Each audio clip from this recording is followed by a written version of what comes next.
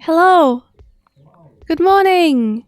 My microphone not working. Oh, it is now. It is now. Okay, hello. Hi, and thank you so much, Whitehall Workshop, for the subscription. Thank you very, very much. How you all doing? We got new music courtesy of Martina. Nice. It's very chill.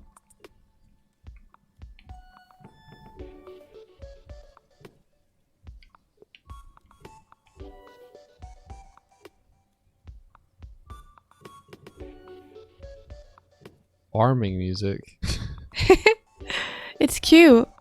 Apparently, the Deltarune stuff and the Undertale stuff was getting copyright stuff. Yeah. From their music production company, who I think are called Materia, who are kind of known for doing that kind of stuff. I see. Yeah, how's everyone doing?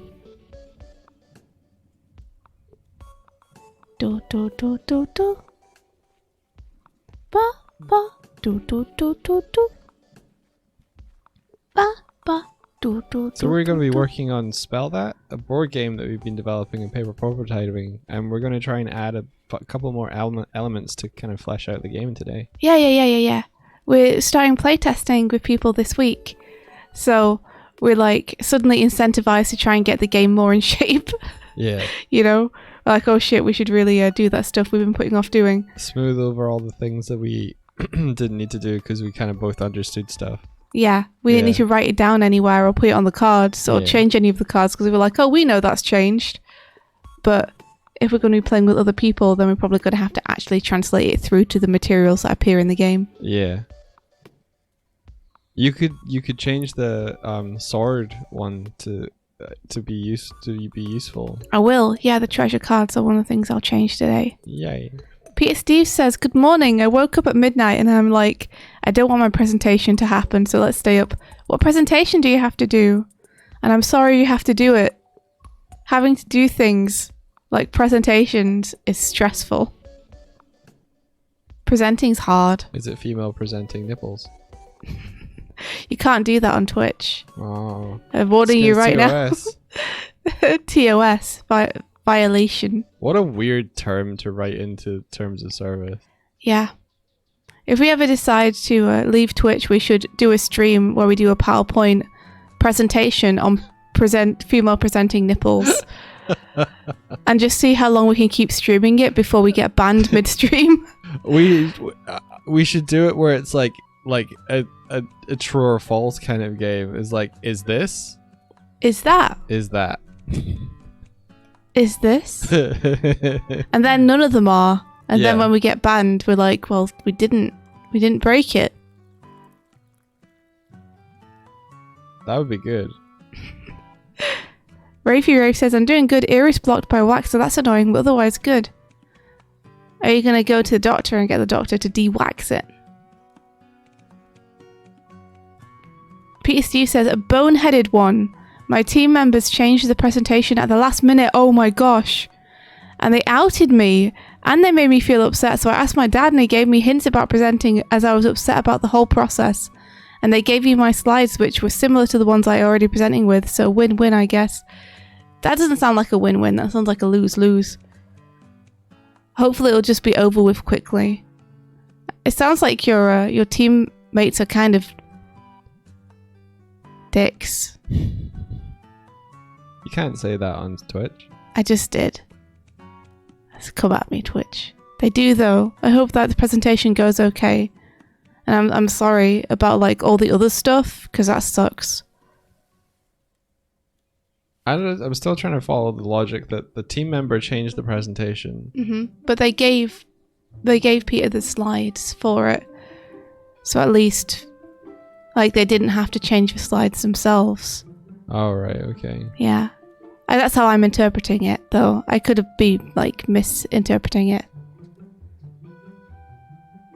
Last minute is in the day before they finished it, and I was like, let's do a group meeting early. No reply. Oh, group projects are the worst, man. The absolute worst. When you have a team who like don't communicate with you, it makes it so hard. Yeah, I'm really sorry. Like, hopefully it goes quickly and it goes well. I hate them so much. Thank you, Rafey Rafe, for empathizing so much with Peter Steves. It's on site. It's on site for them. Like Chaos started playing Outer Wilds recently. That's really cool. I hope you're enjoying it. I'd say something about the game, but I won't. It's good. I would, but I won't. You would, but you won't. I would, but I won't. I did my final thumbnail. Yeah, our playthrough of it is wrapping up Yeah. really soon. Rafey Rafe says, I'll kill them. Steady now, Rafey Rafe. Steady now. Let's not make threats. It's on site though.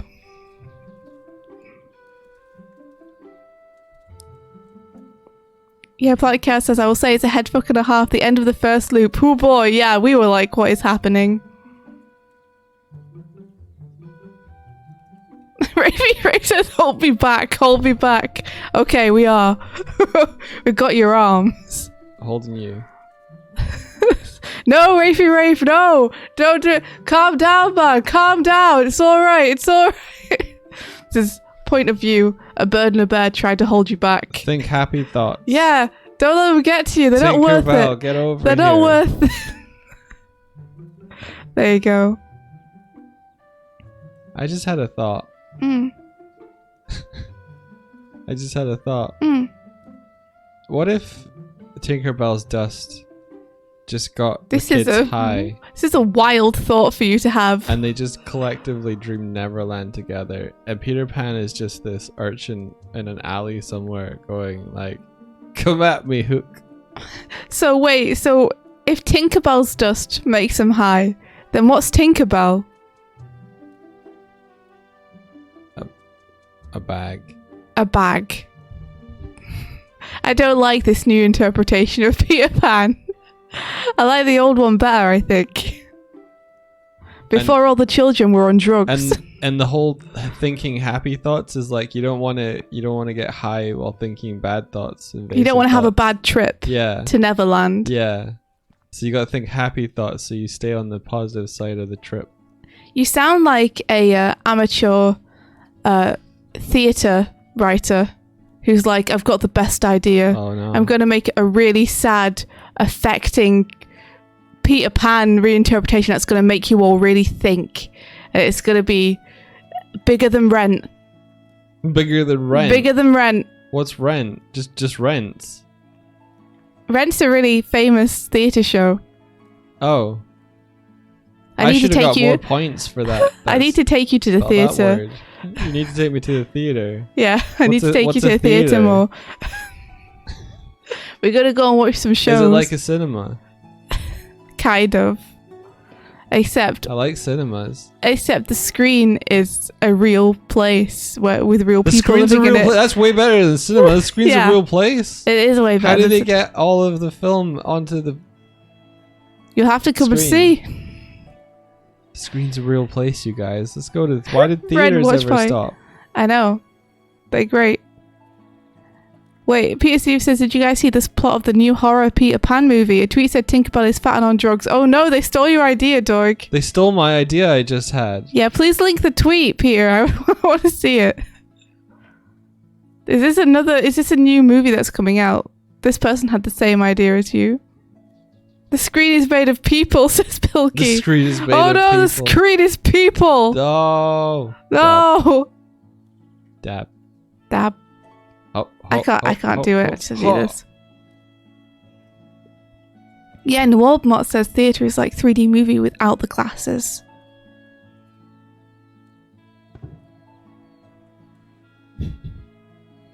Cool. June Bruce says, I'm seeing a Peter Pan comedy play this weekend. It's called Peter Pan Goes Wrong. That sounds awesome. Dab. Oh, I'd love to see something like that. That sounds great. Hey, Ulster. Good morning. Also just puppeted me and she made me dab.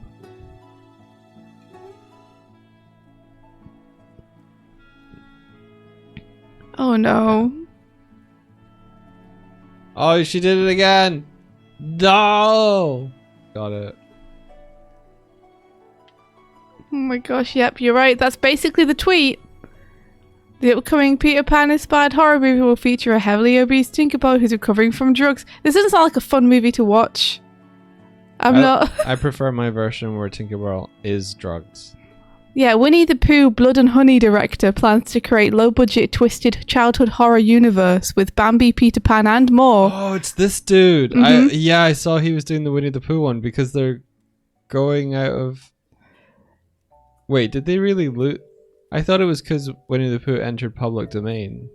Yeah, I think it was. I don't think Peter Pan has. is. I think they're just balling it. I think they're just going for it. I'm amazed that Disney let Winnie the Pooh enter public domain. I mean, how? There's been so many Kingdom Hearts games. Here's a quote. People have been messaging saying they really want to see Bambi versus Pooh.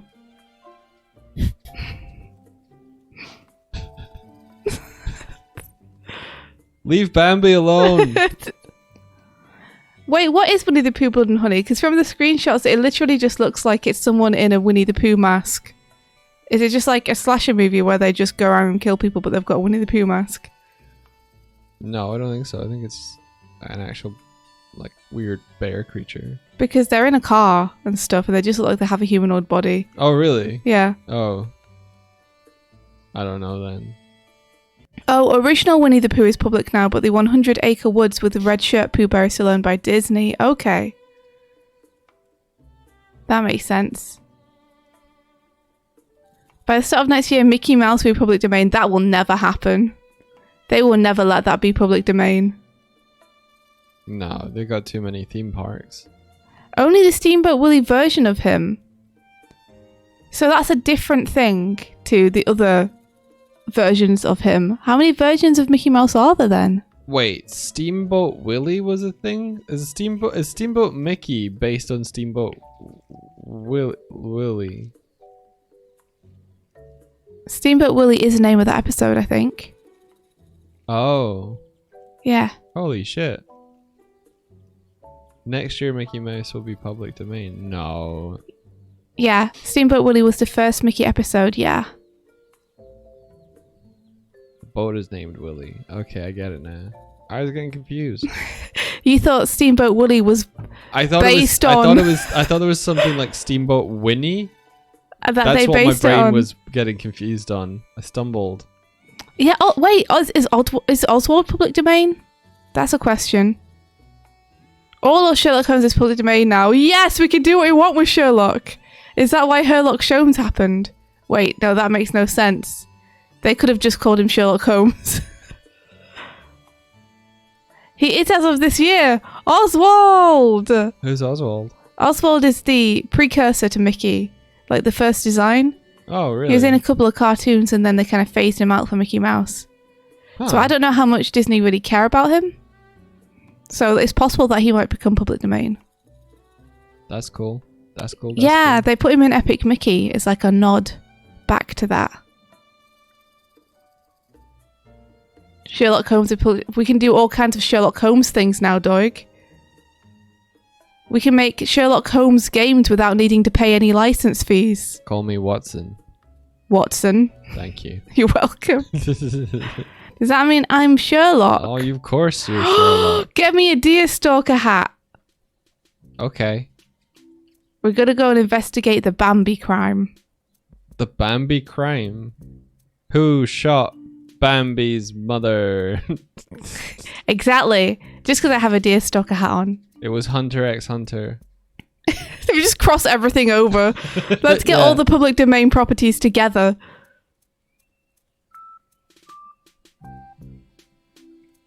Do you just call that Hunter Hunter? I think you do. Yeah, okay.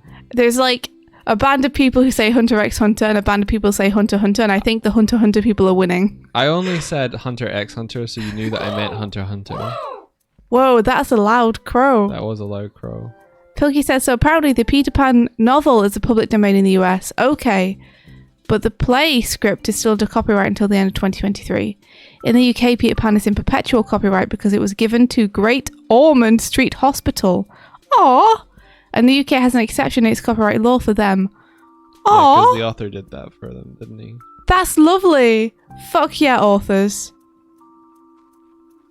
It's interesting that the book's public domain, but the Disney version isn't. I wonder like where the lines are between what you can and can't use from each. Do you think the Disney had to buy rights from the hospital to make the movie? No, because they weren't making it in the UK. Yeah. They have the US rights for it. Your horn is in my face. Get it out of here. Get out of here. Not horn. How dare you? Your antler.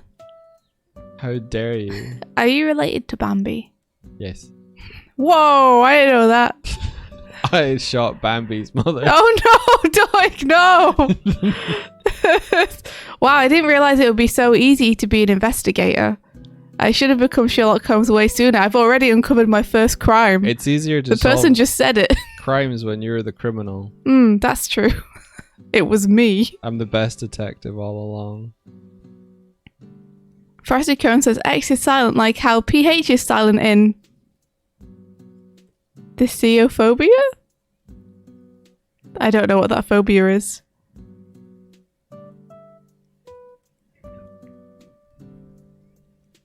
Could one travel to the US, make the thing, then go back to the US? UK, sorry. And make the thing go back to US. I think you have to be like a citizen. I mean, I don't think it's based necessarily on exactly where you're making it. You read that sentence right. Oh yeah. I think it depends where the like production company is and stuff. But I'm sure there have been people who have traveled to other countries and got citizenships or stuff that they need in order to get around copyright.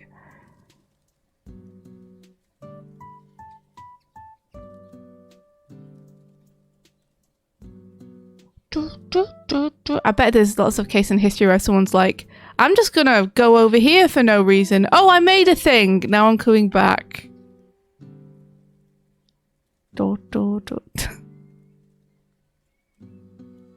I found a Kiryu.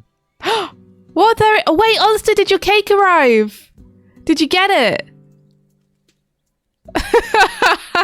I have my Twitch chat in light mode, so that Kiryu emote looks pretty good.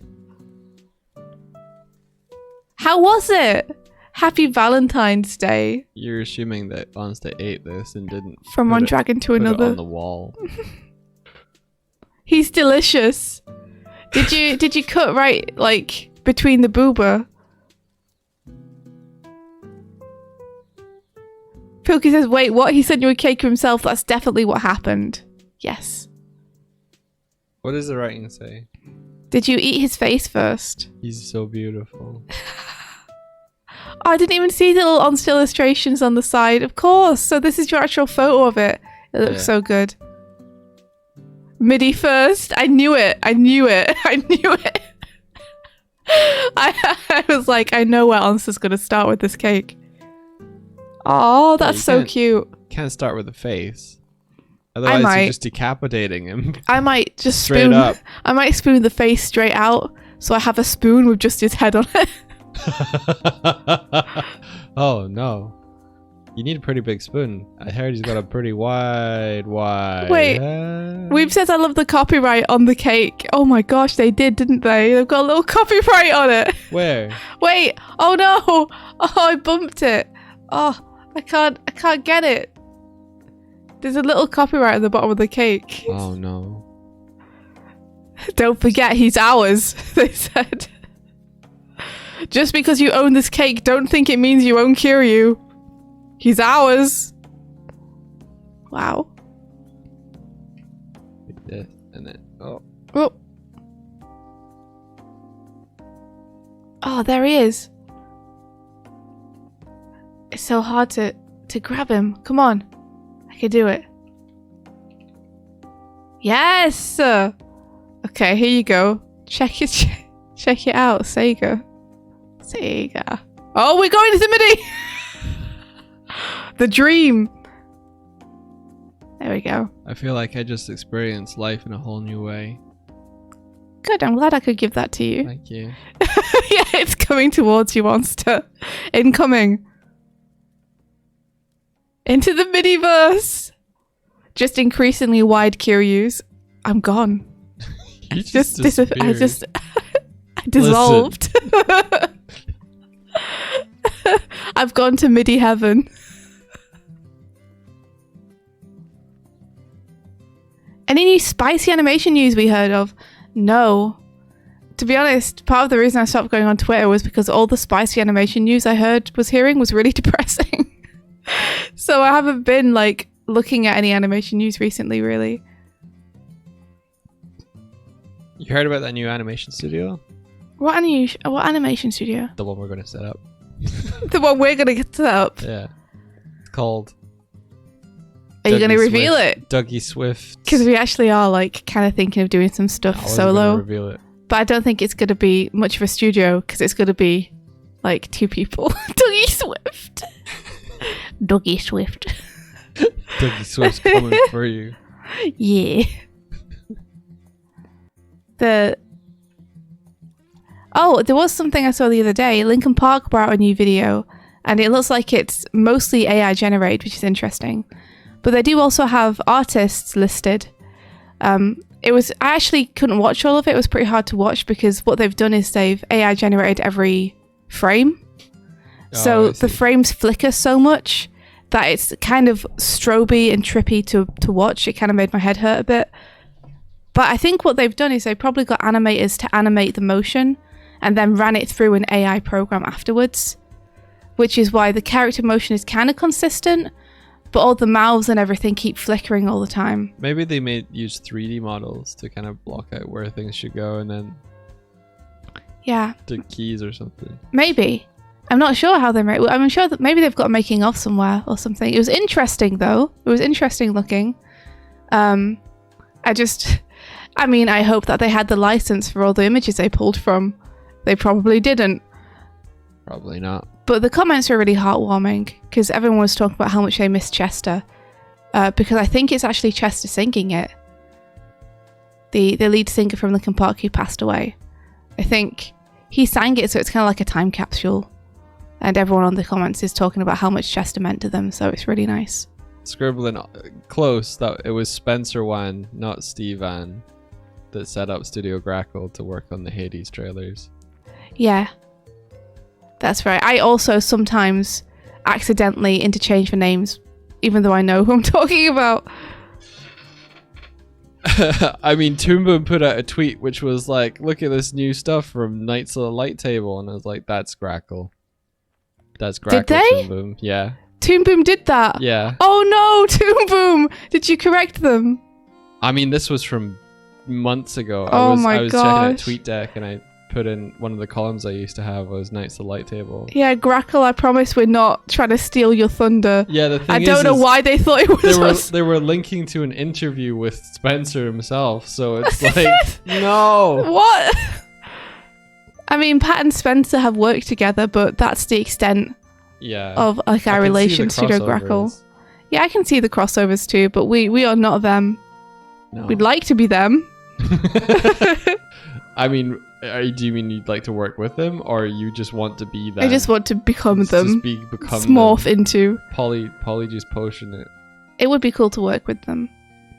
But also it'd be cool to do our own thing. So that's where my heart is currently. Anyway, do you want a board game? Sure. We've got some stuff we wanna fix up about our board game before we play test it with people. That's where we're at. Board games. Board game. Board games. Board games. Board games. Board games. Board games. Board games. Board games. Board games. You got your screen up? Oh no! 1 sec. I do it. No one look at me. Do not perceive. Do not Do perceive. not perceive. Oh, imagine I could have just done like a Jason Bourne just now and like run away behind the book. We're behind the car. How cool would that have been? We're doing really good. How cool would that have been? Oh, Have you guys all seen that I clip? wish I'd done it. Have you guys all seen that clip? I'm gonna find it for you if you haven't. Okay, my screen share should be working. Doing it. Oh, wait. Is this book big enough? Well, hide me, book. Hide. Don't go thin side. Stupid book. Don't go thin side.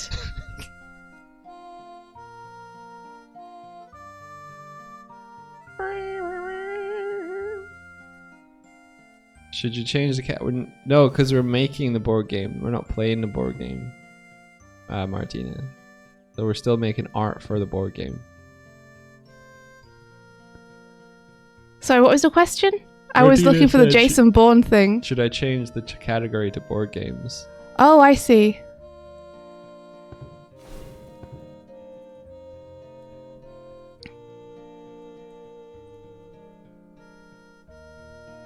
Look, here you are, guys.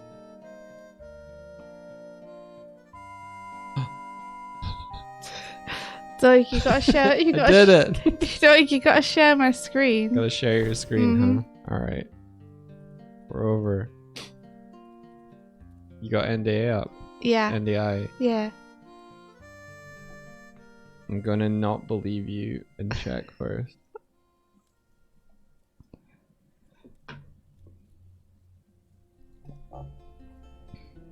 Can you see it? Nope. Properties. Yes. Cancel. Main. Oh. Alright. Oh, I need to check mine as well. Mine's fine. I won't show anything, so. Here we are. Look, here he is. How to disappear. Did you guys see it? No. I think we need to go larger. You need to go lager. Okay. Here we go. Here he goes. He's gonna vanish behind the car. Where did he go?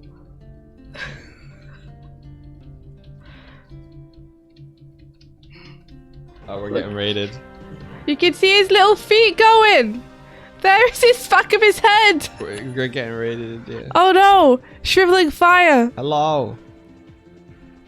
Welcome. He's Thank you gone. so much for the raid. He disappeared behind shriveling fire. Jason Bourne has disappeared completely. Thank you so much for raiding. Bah, get him. Go. Oh. I tried.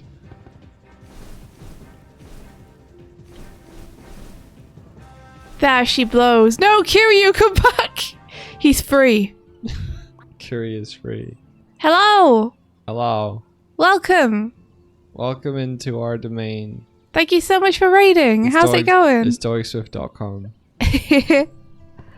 How are you guys doing? Whoa! Hey, Shriveling Fire! Errors everywhere. Gifted a sub to Shriveling Fire. Thank you so much. Yo, thank you. Thank you. You could accidentally see our screens through it because they're pink, but That's okay. oh, spoiler present. Oh, thank you so much. Wow! How was your stream?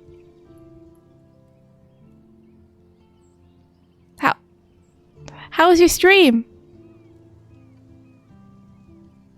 Oh, thank you. Yo, thank you. Thank you. This was all set up by Doig, Yeah. my bear-like compatriot. Bear-like. Mm-hmm. Bear-light. Bear-light compatriot. Just like a bear, but without the calories. Oh, I got an itchy torso. Oh no, itch it. Scratch it. Quick.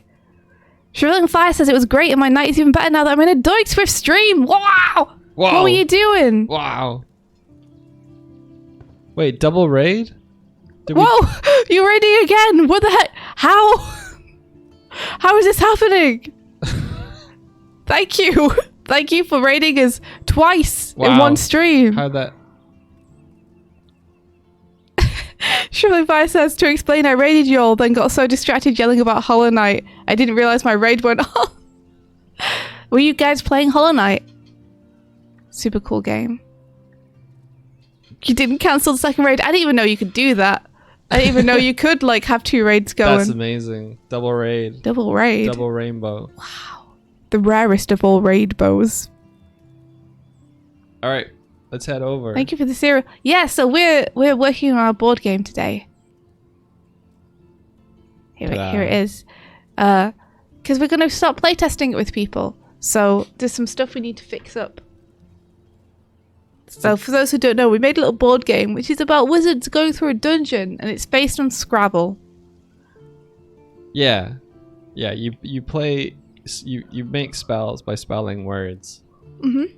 And then the spells do damage based on what type of word you played. Yeah. Let's see. And Weeb says there's an unofficial Hollow Knight TTRPG. Been meaning to get into it. That's so cool. Oh my gosh. That's awesome. I should look into that too. Sounds neat. Oh, Shriveling Fire, you studied board games. Holy shit. Now I'm nervous. We've never made one before, so we don't know what we're doing. Hollow Knight D&D. I want to be a bug. Onster, you could turn into a bug.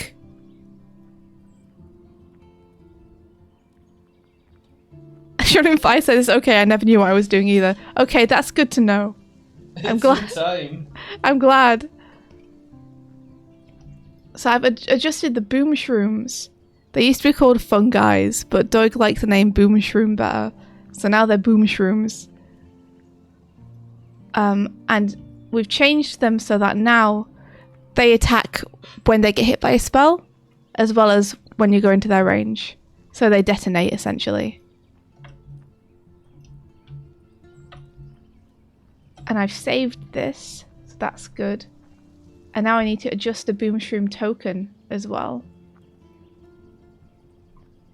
What if there was a card that was just like this? I mean, I can't stop you from doing that, Doig. You can. Maybe it's too. What if it's like this? I gotta find where I put my files. Where did I put my files? Oh, here it is. Okay.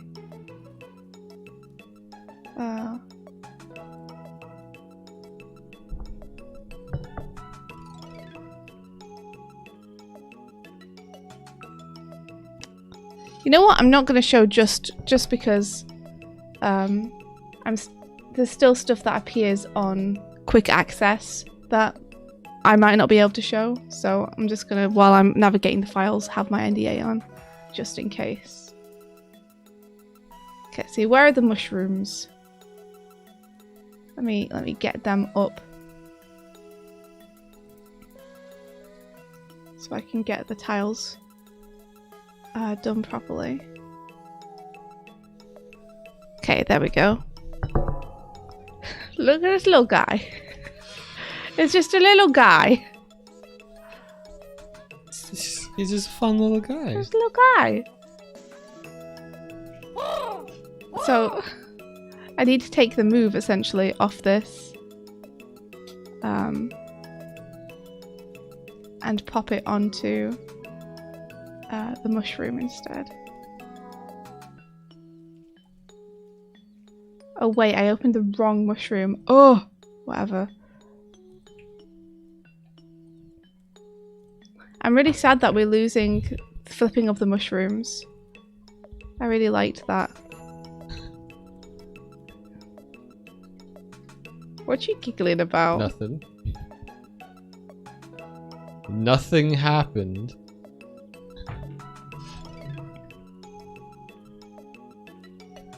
What happened? Nothing happened. Ben has been you banned Ben. I didn't do anything to Ben. Why are people saying Ben has been yeeted?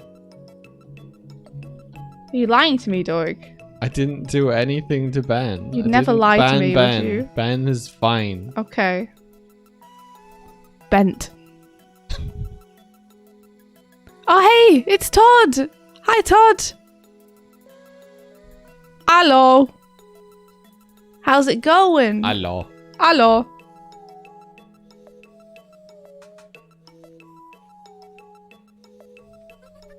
Let me just make sure this is going to save to the right place as well.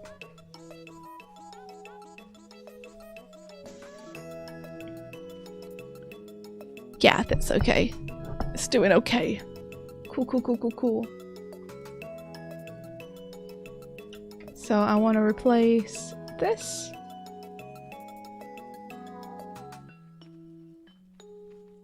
And then this has to be the back of it now. So this is going to be that.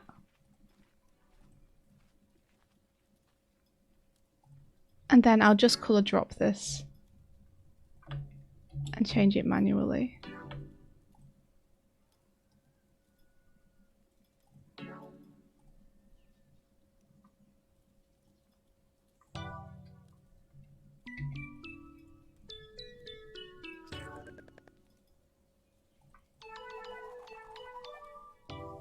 Ba bum ba ba dum ba dum bum ba ba.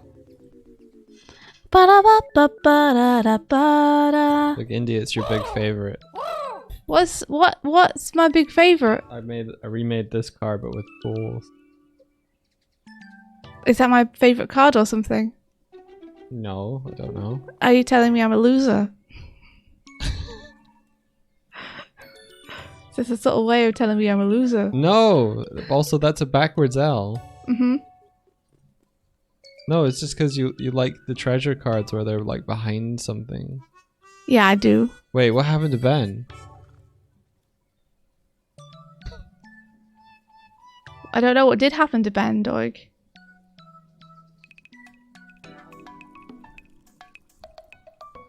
Nothing. India, help! Doig is suppressing the free press or something. Also, you're a flatulence. Doig, you are doing it to Ben. Stop it.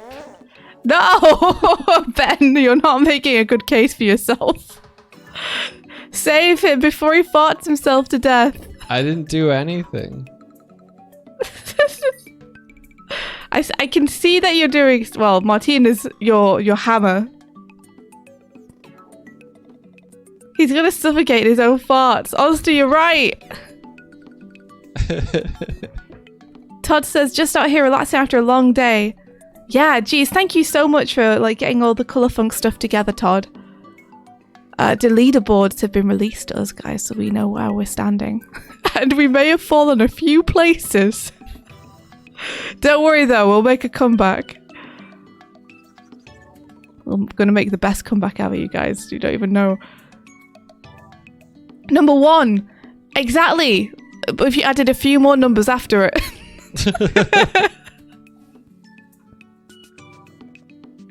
Yeah, verse 2 did shake things up.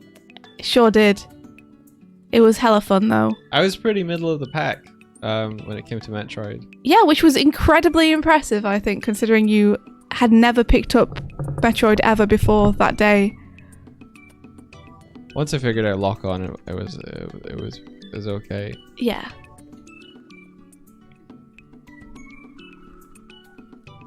Alright, we've got our new mushrooms. Let's go back to the cards. Because I could do with changing some treasure cards. Treasure cards. So, basically, while we were playing, Doig and I decided that the Sword of Light, rather than having one treasure card that gives you extra points at the end of the game,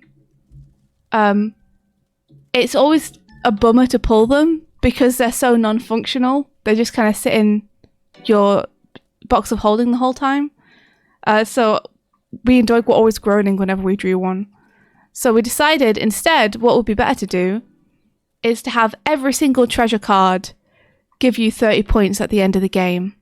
And you can choose whether to keep it or use it, but every treasure card should be functional so that every time you draw one, it's not a bummer. Like every time you draw one, it has a function you can use that would be helpful. And then if you don't use it and keep it to the end of the game, then you can add that to your score.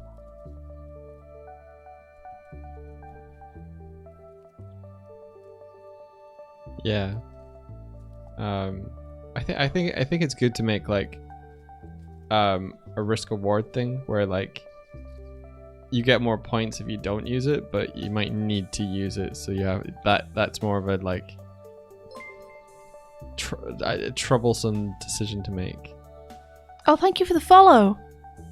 And yeah, thanks so much, Todd. Todd has been making sure that all the games that he's choosing are games that we can, access without needing to spend money on them. And he's been providing a lot of the stuff we need to do the verses, which is super helpful.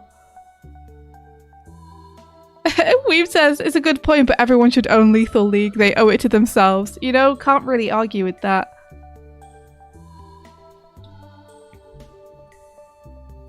Okay, so I gotta decide what I'm gonna add to this. So I could do another shield. There's only 2 shields in there, and shields are super helpful. So I might put 1 more shield in.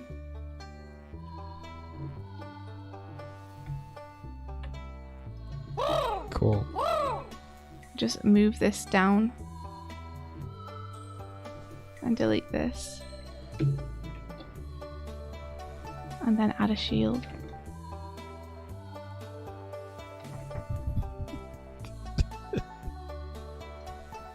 Three shields feels about right.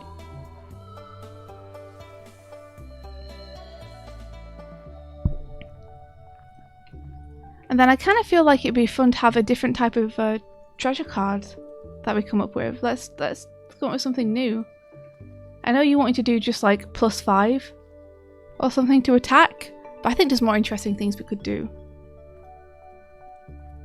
Yeah, I think so too.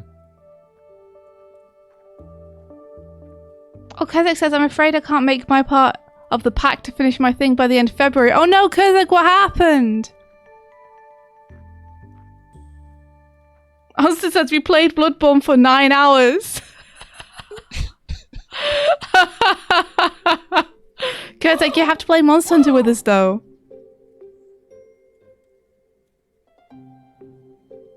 Wait, India, move the camera to the left of Doig. Why? Doig! Wait!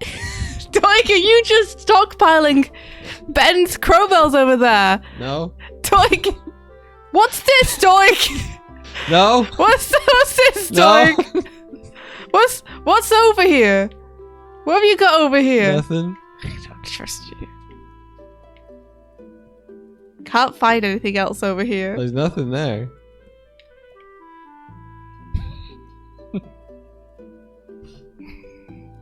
Doig. Doig. No. Doig, I see them, Doig. I see them. No.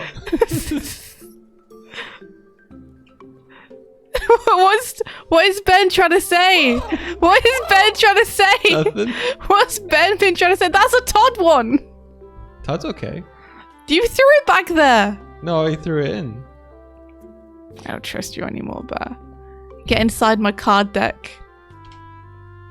Oh! Didn't realize the side of the ship was right there. Doig. Hey, Ben's Crowbells. I'm here to help you escape. There's a file in the cake, so don't eat it all. Todd sent him a prison break cake.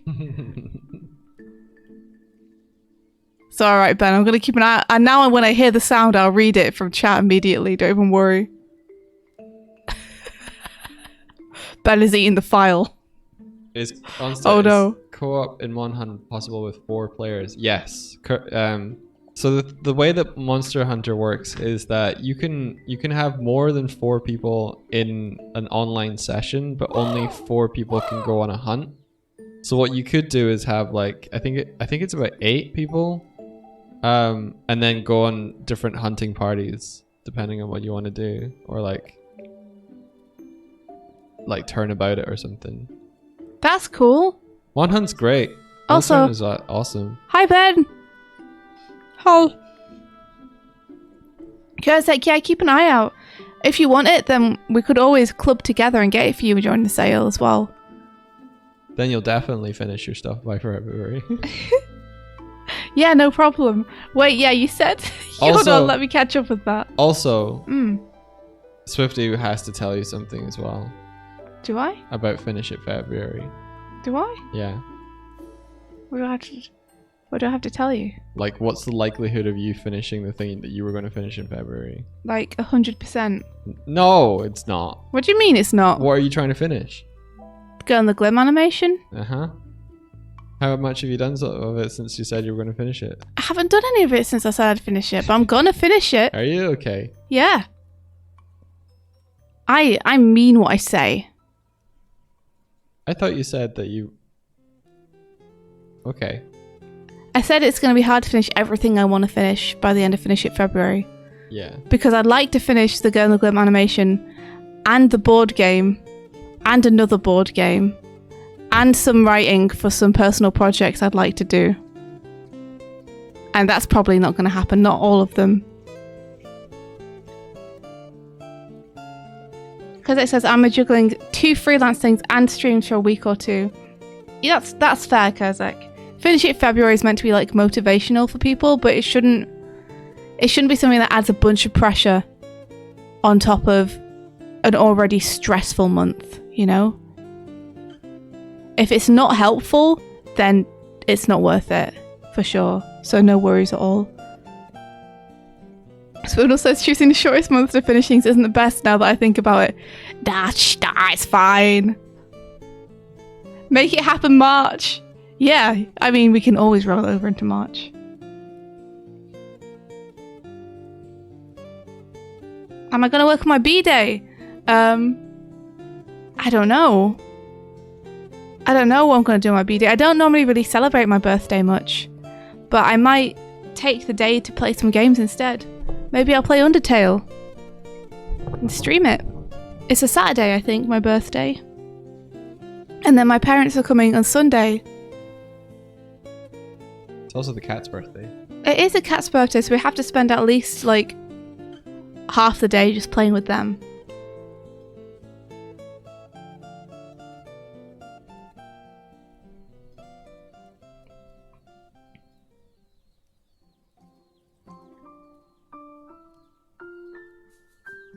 Okay. So let me think, what can we have as a treasure card, Doig, instead?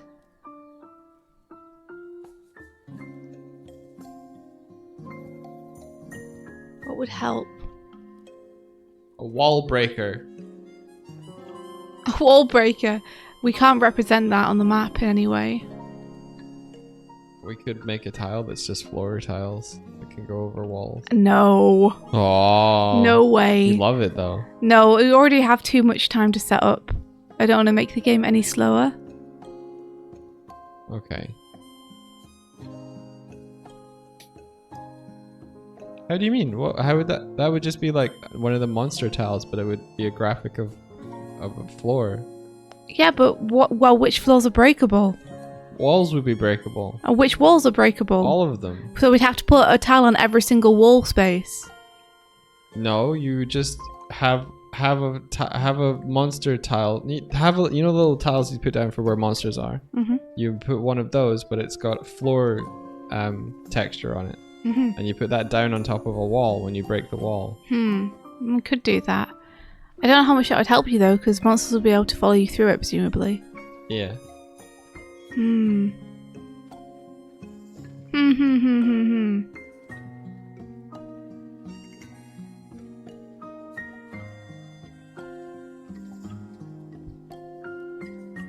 Just thinking about what's there, what you can change.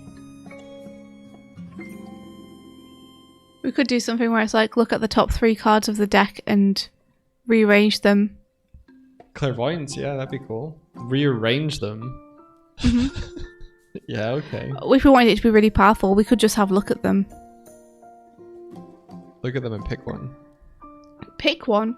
Well, it depends whether we're looking at spell cards or monster cards. Oh, right, yeah.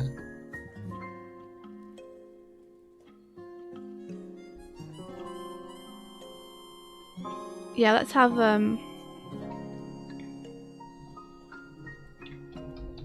you gaze deeply into... What is it? Contemplating your orb, right? Yes.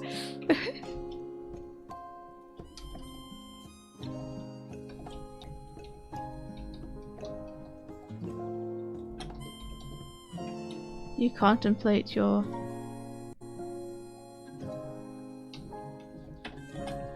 orb of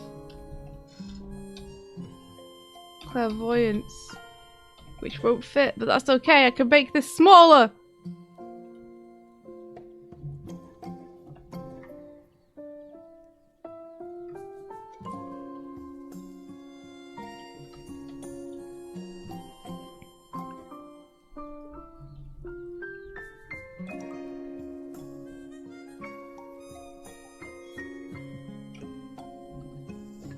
So are we going to set which deck they need to look at?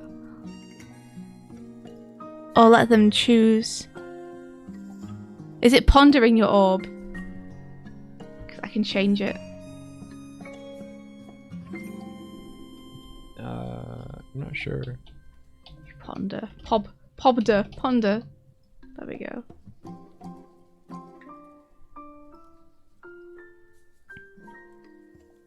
Hey, Kieran!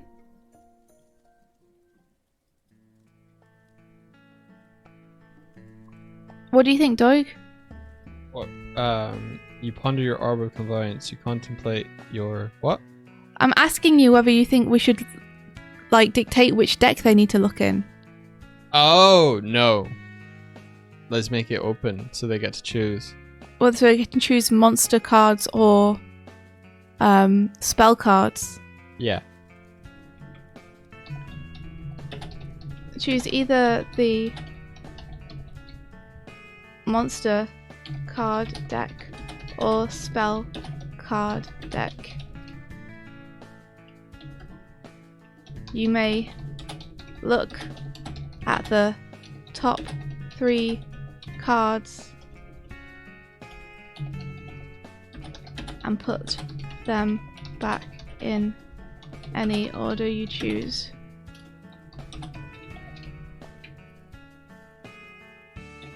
That is such a... Okay, because spell that can be competitive or cooperative, that's either a really cool, useful, helpful thing for your friends or a fuck you. How could you use it to screw someone over, though? If you see what the spell cards are going to be and when they're going to draw them, you could order it so someone gets really shitty cards. Mm-hmm.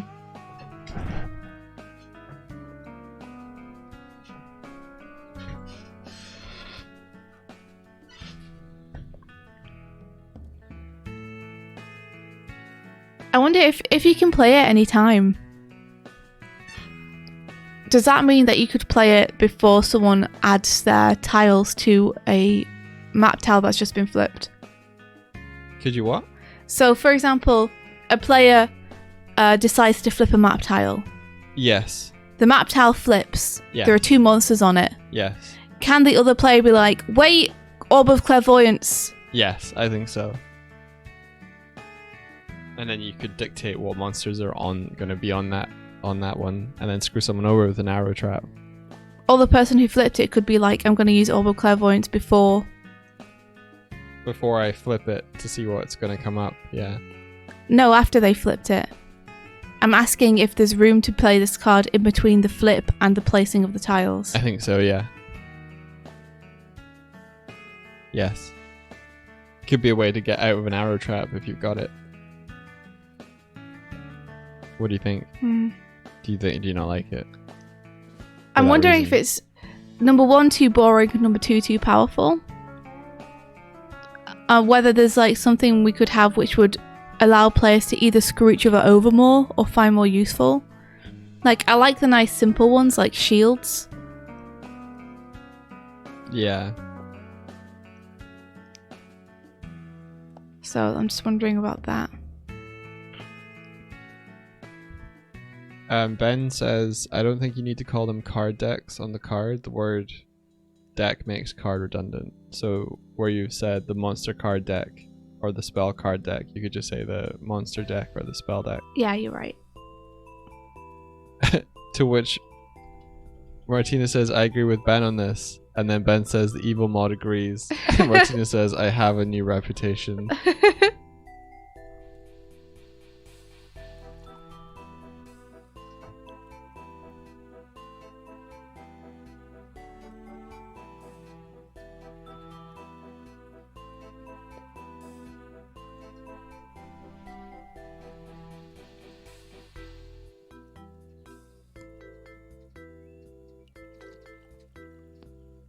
I'm just thinking. If I'm quiet, it's because I'm just thinking, by the way.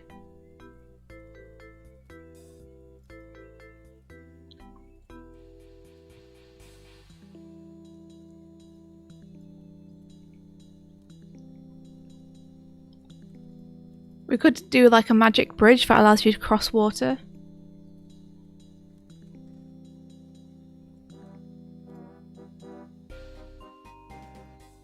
Yeah, that would be cool. Because that then doesn't allow monsters to follow you. Yeah, unless they can fly. So maybe I'll put 1 orb of clairvoyance in, so it's not too OP. Yeah. And we can just see how it feels if it comes up in game. Okay. Yeah, And then I'll do 2 bridges, since we have water now. sounds great. Okay.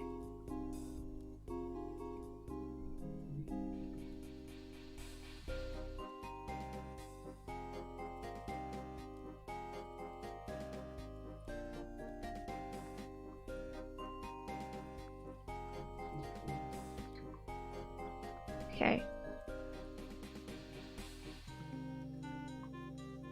Oops.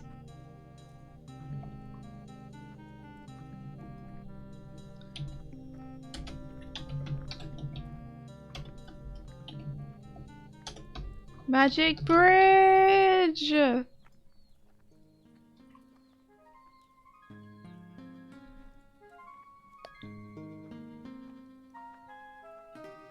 Oh, that's useful. Shift up makes it go up 16. That's okay. Oh, that's. Look at this. Oh, that's so helpful.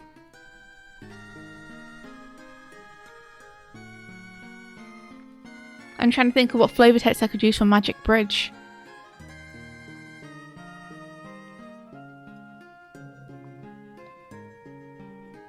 A bridge over troubled waters. That's pretty good. It's better than Walk on Water. Jesus move. I kind of like Walk on Water. I asked for help and then I'm like, but I like mine.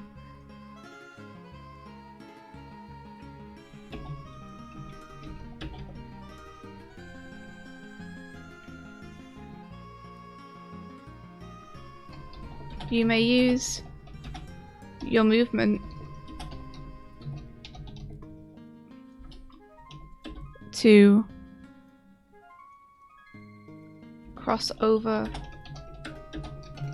water tiles this turn. Yeah? Yeah. Okay. Simple.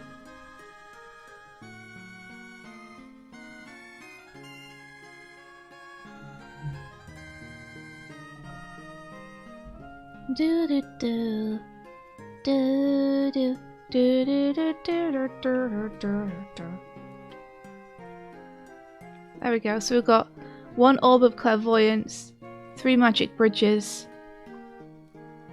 and 3 shields now.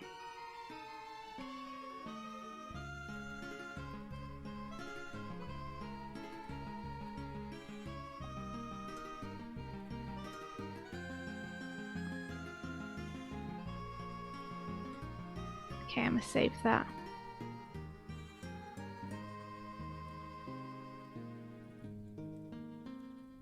Treasure card, save, yep, replace.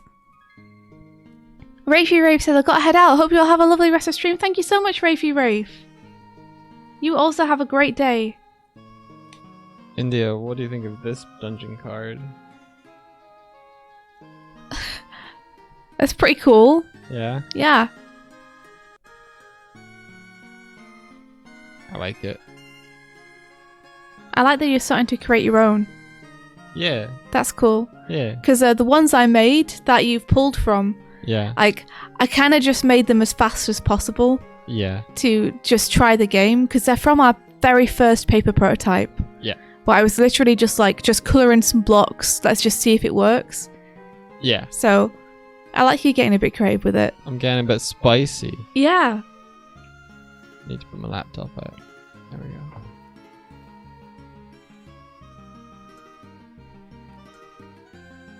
So depending on what enemies spawn, they're either going to be like like an arrow trap duo, or like anything that like moves Imagine two jack left rollers. or right. Yeah, You just imagine get two mugged jack in an rollers. alley. Yeah, if it's two jack rollers, just fucked. But they're either gonna like move in place, like up and down, depending on their orientation, or they're gonna like move out of this, or they're gonna, if it's a fly ball, they're gonna fly over this and just go mess up other squares. Yeah. So yeah. Good thinking. Thank you. You're welcome.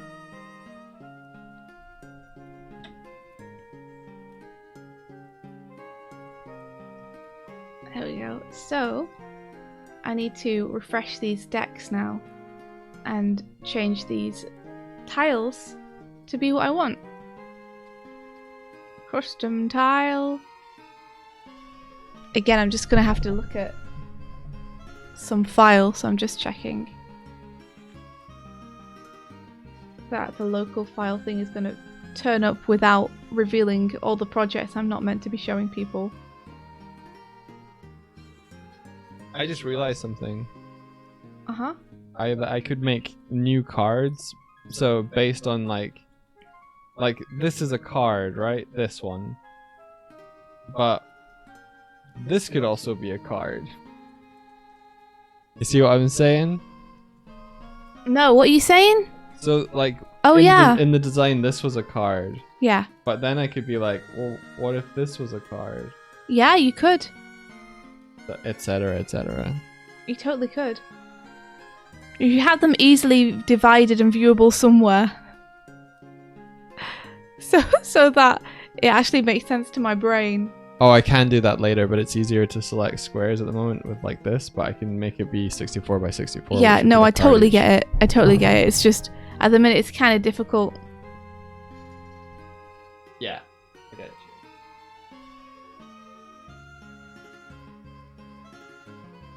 There we go. Okay, so that mushroom's changed.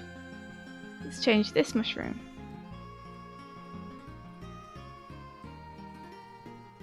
And this mushroom. There they are. Cool, our mushroom tiles are all set up. Yep, now the movement changes if you flip them. So next we have to change our monster cards. So, custom.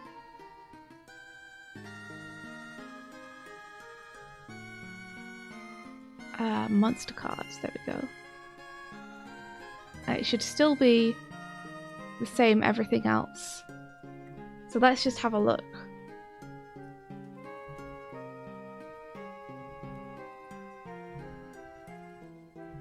Oh, they've not been shuffled. I see. Well. Okay.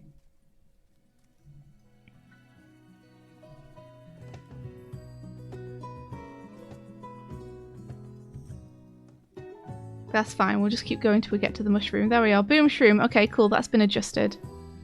Radical.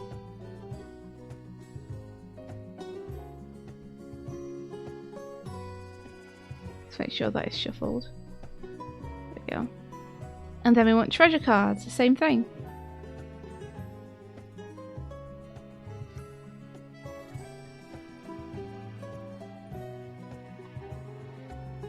And there's 26 of them.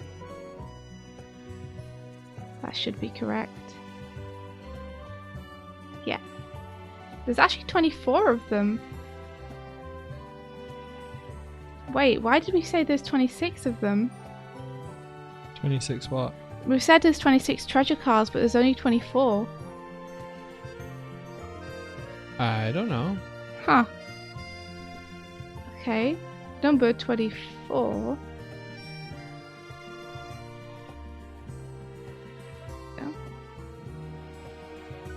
And they should come up pretty quick. Did you delete some? Because like the deck wouldn't have worked. It would have come up with the card art with the numbers before, and it never did. Yeah, I don't know. It seems to have been working. But we had it set to 26. Then you must have deleted 2 cards since the last time you made it.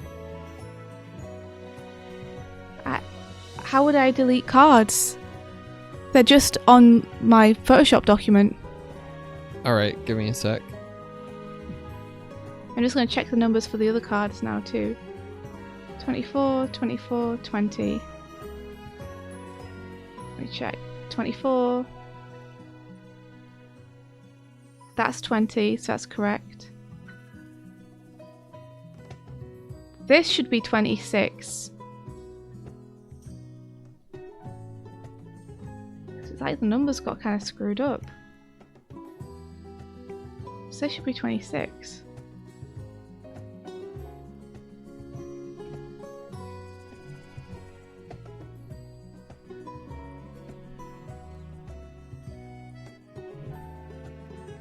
Yeah. Weird. That is weird. So the treasure cards were set to 26 and the spell cards were set to 24 when it should have been the other way around. That is weird. Okay. Cool. Nice catch. Yeah. Let me just give this a save.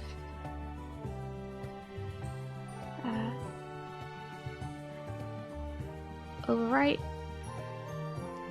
I'm just going to call it spell that. Cool. So those are some of the adjustments I wanted to make. And you're making the adjustments to the map cards, right? Yeah. If you want to have a look, Mm-hmm. I've made a treasure room. Oh, you can only get to it. Maybe no, just... No. I'm making a treasure room. I'm about to do this.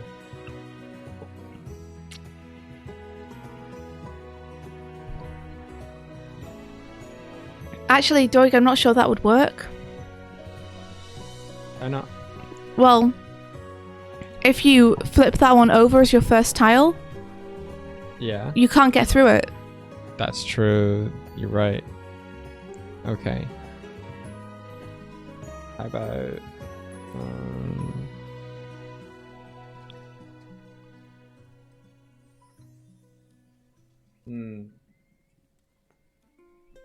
Like, you need to keep it simple enough I mean, that it's still traversable. you don't have to go through the first room anyway, so... You might. Depending on how you set up your 3 starting tiles. That's true. So, for example, if I set up my starting tiles like this, or like this, then I can't get through your room and the game's over. True. That's true. However, you could keep drawing tiles until you could get a terrain card and then turn it. You could, but that doesn't sound very fun. That's true. I'm just saying it's not an actual soft lock. Give an insight of the rules of the game. Well, it's a soft lock because you have to get the terrain tile and also have the letters. Yes. So you'd basically just need to both spend your turn refreshing, which isn't fun. Okay. So let's keep it simpler. Alright.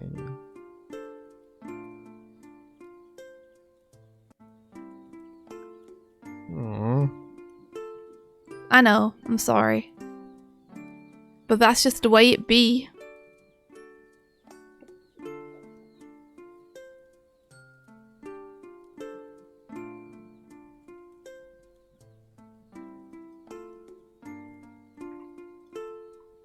That's the limitation. It's not. I already thought outside of the box to fix it. But I will heed your wisdom. I mean, you thought outside the box to fix it, but it wouldn't have made the game fun. So, like, I'm all for solutions, but if it's going to make the game not fun to play, then what's the point?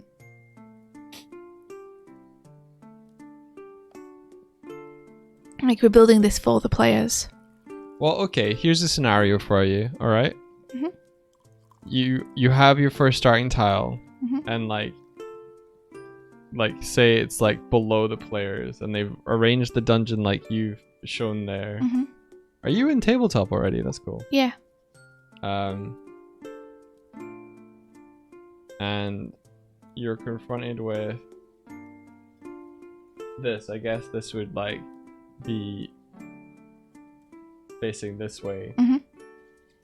And they're like, oh, we're immediately blocked, but there's 2 treasures here. Mm-hmm. Now it's a race for the first person to get the tiles to turn it to get to the treasure.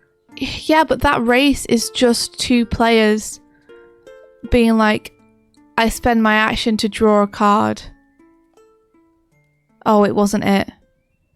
I'll spend my whole turn to refresh my tiles. Still don't have them. I spend my turn to draw a card. It's not it. I spend my turn to refresh my tiles. Still don't have them. Yes. Like, that doesn't sound fun. Okay. Like, are there other ways we can get that same feeling while we're not soft locking people? Essentially. I think it might be this. Like, because you could have a little treasure box that's surrounded by wall on a tile without needing to necessarily have that impassable. You could have a treasure chest right up against the corner and then put a block around it. Yeah. The Pokemon trading card game gathering energy type issue. I used to play that game a lot, and yeah, there was nothing more frustrating than like my Pokemon sat there being hit every turn by this other Pokemon while I desperately draw cards hoping I'm going to get the energy card of the type I need to do an attack with it or to retreat it. Like, there are some cards which have like 3 retreat cost, and it's like, oh my gosh, 3 energy cards? Are you kidding me? That's so much.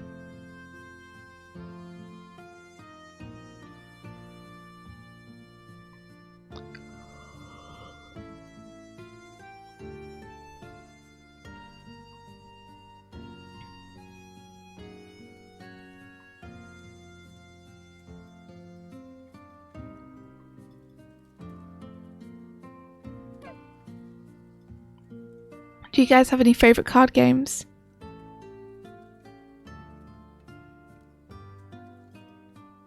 Addis Everett says, could you have a mulligan rule? Like, the first tile can be reshuffled into the deck if you can't get to it. Yeah, I think it would be fair to be like, if you start your map tiles flipped like on your first turn and you can't go anywhere, then you can like redraw a tile. Yeah. Or something.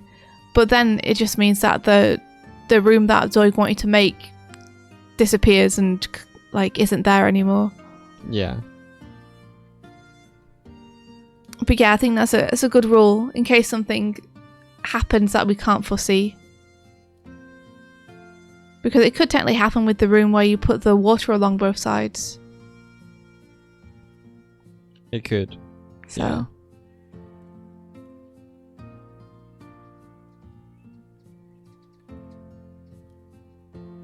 It could, yeah. It could happen with some of the ones which I've designed too.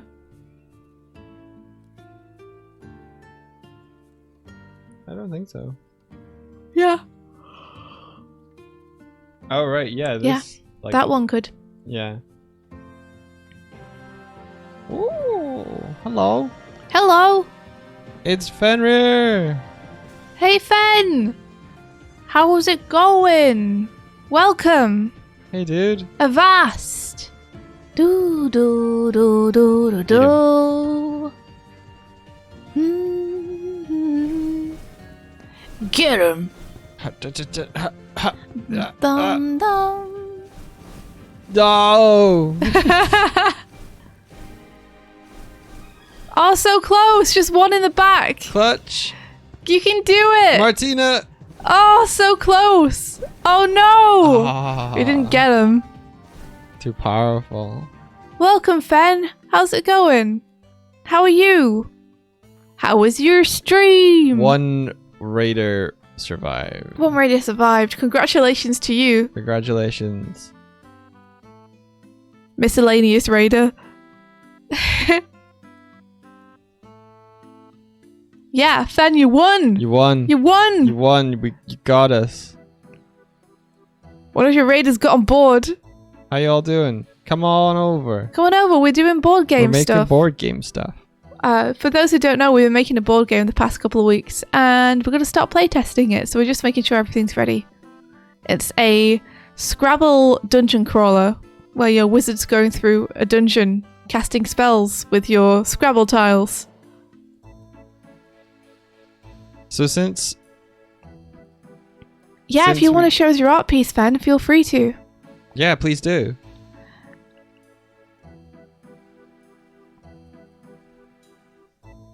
Yeah. Feel free to link it. Sorry, Doig, what were you saying? I think since there are cards like this one, Mm-hmm. the mulligan rule can stand. Can I have my treasure room?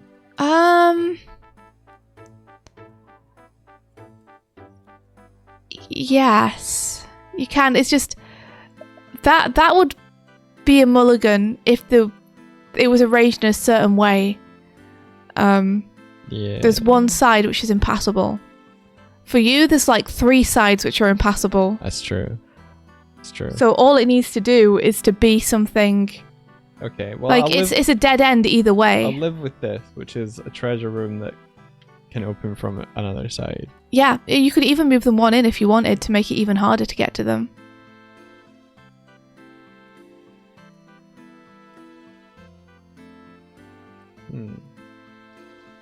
So it's walled off on 2 sides. Seriously. Yeah.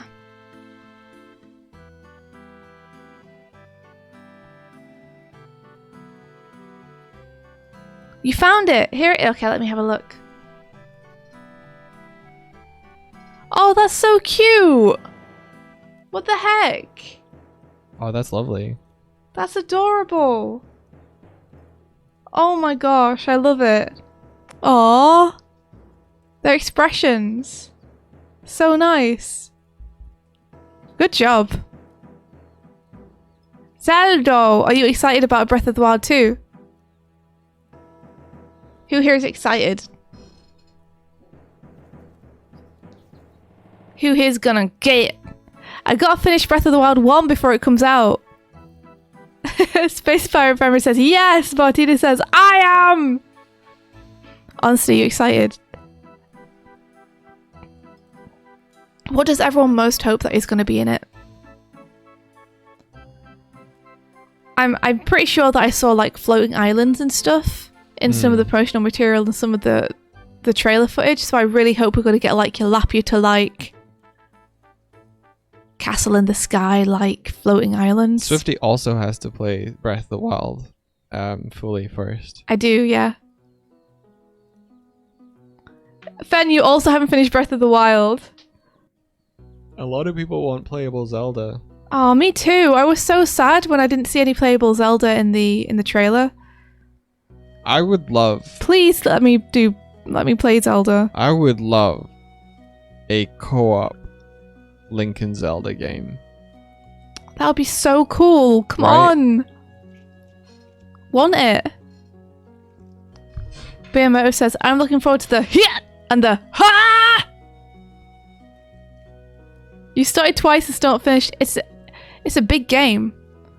I'm still pretty early on, I think. I'm nearly at my 2nd Divine Beast. And that's it.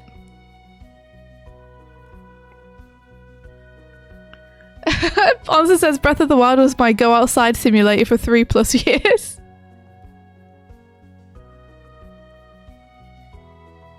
Do you have any other strong ideas for a card, India?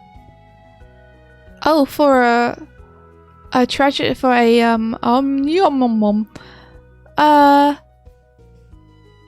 let's have a look at my original document.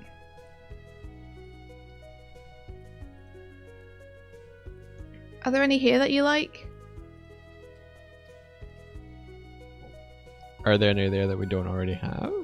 I don't know. I haven't done a lot of. I did these ones randomly, so Okay. Like, I quite like this one with the little block in the middle. Yeah. We have to be careful we don't do too many tiles with 2 monsters on them, though. Because that can get pretty overwhelming. Yeah.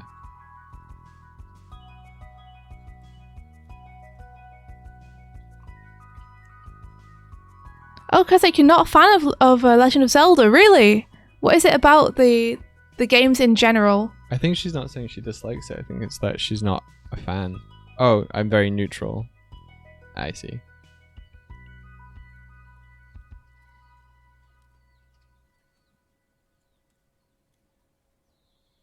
Oh, it goes here.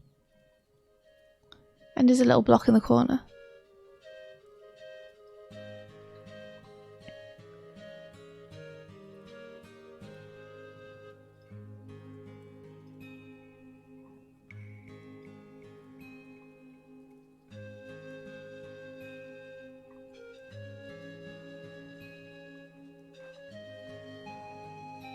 Like, I feel like we want some nice neutral rooms as well.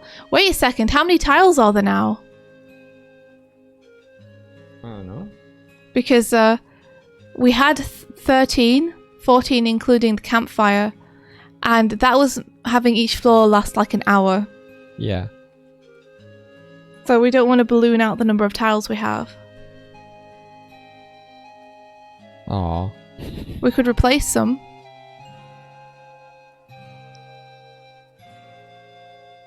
I think we should play it with like the maximum number we have here. Like, just like, I feel like, do you feel like when you're playing, the natural end is when you run out of tiles, kind of thing? Well, I feel that's when I've explored the entire dungeon floor. Yeah. But like, there have been times when I've drawn the campfire time and been like, let's just go up a floor. Because I feel like we've got a fair amount of treasure, or I can't be bothered with the enemies. Yeah.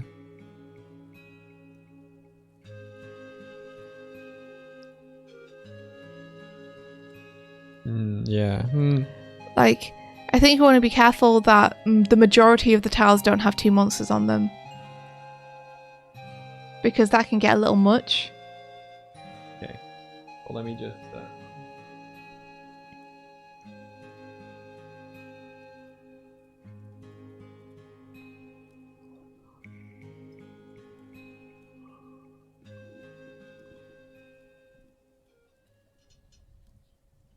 There you go. That better. Oh my gosh, yes. Thank you.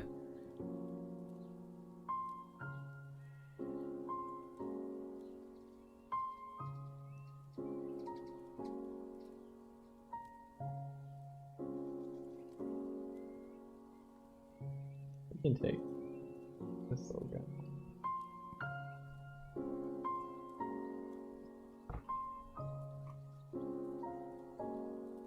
It doesn't go by. Nailed it.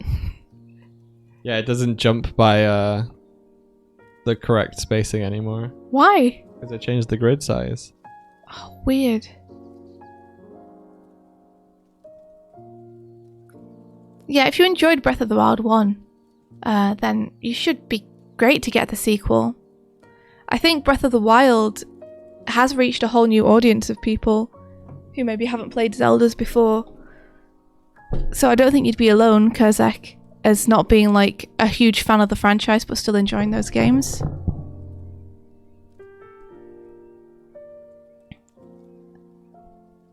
Sorry, there's like a weird feeling around it for you. There are certain things I would like them to change about it though. I love Breath of the Wild, but there are things about that game that I don't like. And you all probably know what they are.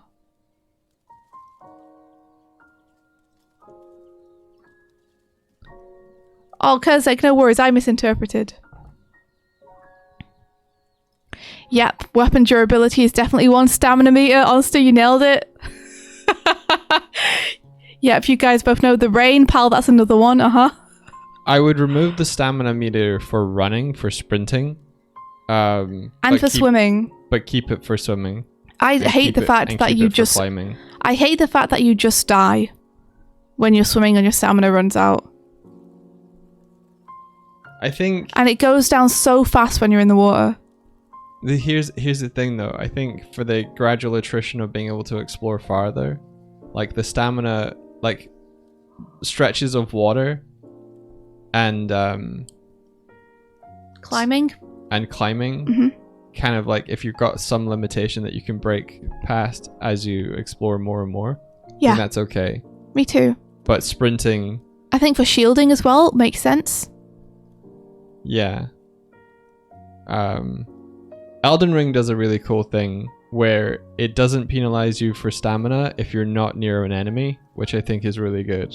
Mm-hmm. So if you want to have them not be able to like run away quickly when they've encountered a monster, then okay, put the stamina in then. But if they're just generally running around, don't make them have to be like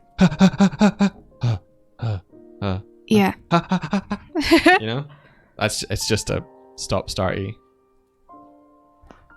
So yeah, so you can just like sprint and run in Elden Ring until you like hit an enemy, and then it's like, all right, stamina's in play. Mm-hmm. Yeah, I'm just not a big fan of you got 10 feet out in a lake and you died. I think it's really funny. I feel like there's more creative ways to stop the player from getting to places than that. There are, you're right. And there are better ways to gate off, you know, stuff until you're more experienced with the game. Like, for example, I thought it was totally fair that when I started going high into the mountains and had no way to combat the cold, like, it destroyed me. I was like, okay, fair enough. I need to go get warm clothes. I need to get, like, heat potions. That's fine. But Link being able to fight all these monsters but not being able to, like, swim more than 10 seconds into a lake. It doesn't make much sense, you're right. That's just me, though. But the main thing for me was the weapon's durability. It's just...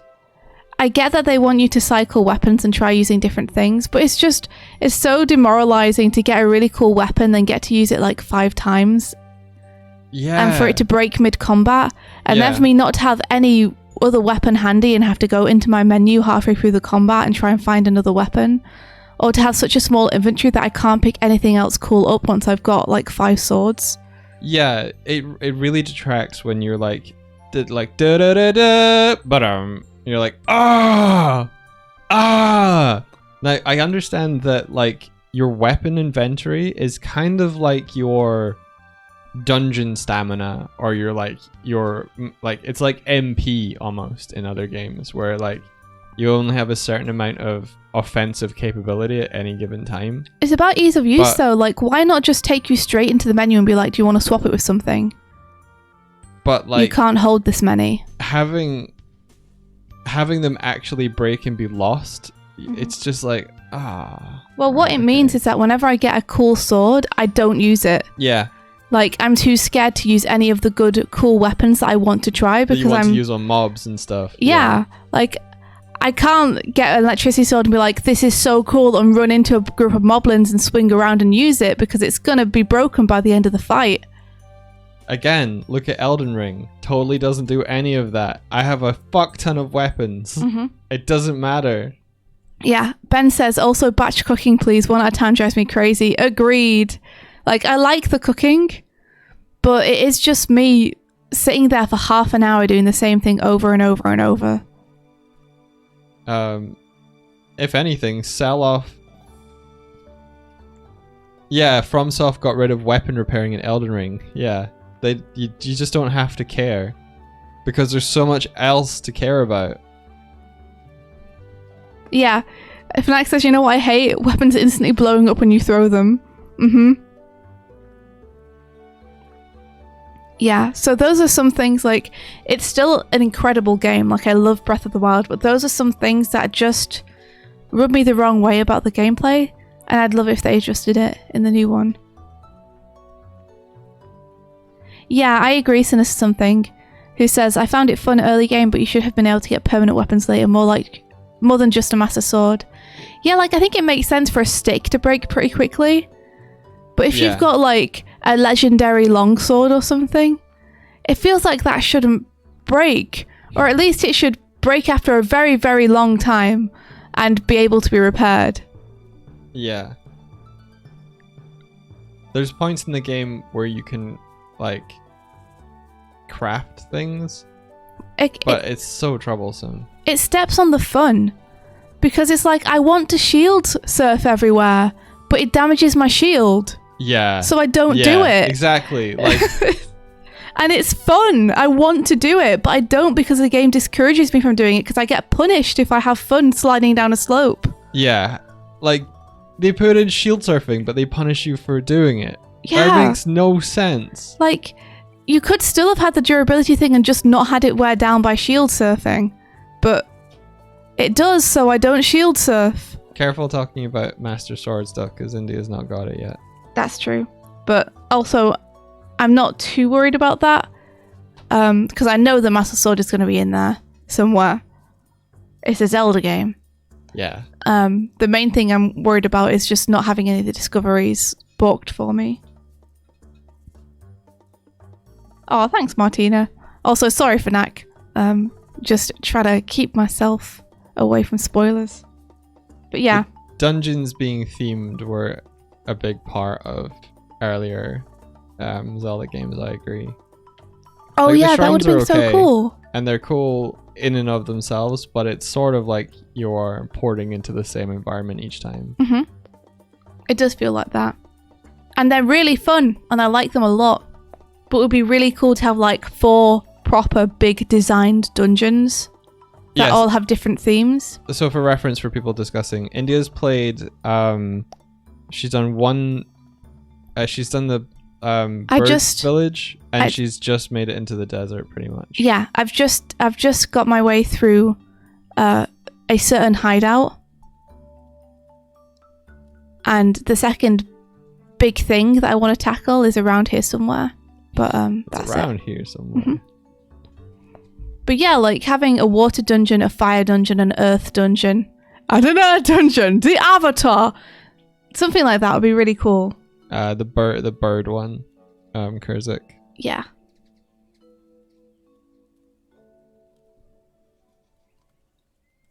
I saw a large camel in the desert, and that's where I'm at. So I'm not super far into it.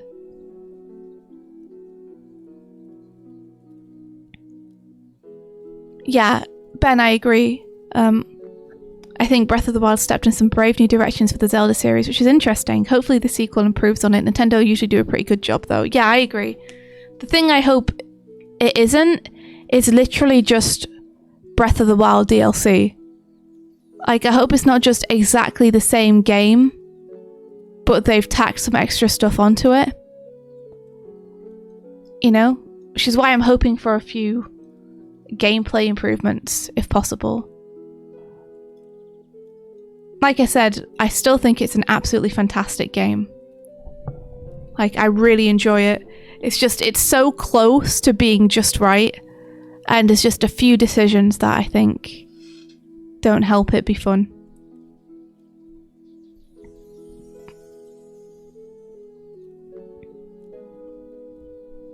Yeah, the new game seems to have even more verticality in terms of exploration. It's gonna be cool. I hope it's done well. That's one thing, like, Elden Ring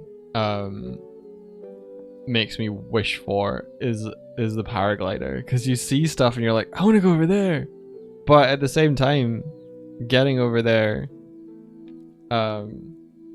feels rewarding in and of itself, because you can't just paraglide over half the map. The paraglider is OP. Yeah, I think you'd absolutely love Elden Ring, India. I like the paraglider. Honestly. No paraglider for you. Get horse. I want no. The horse is a pain. No, I want to love the horse. I mean, in Elden Ring, get horse, not paraglider. Okay. Haunts. Yeah, in Breath of the Wild, I want to love the horse, but I just like it doesn't go some places, and I can't take it there, and then it's gone. Then it's gone. I've lost it. You've lost your scruples. I don't know where it is. My scruples is gone. India's horse is called Scruples. I have no scruples. I have no scruples in Breath of the The entire play Wild. session last time I watched you play, it was just you accidentally whistling and just the game going, Scruples can't make it here. Yeah, me trying to sneak through a place I'm not meant to be detected and accidentally whistling every 2 minutes. And then the game telling me Scruples is too far away. Yeah, Elden Ring's writing is good. Scruples can't make it.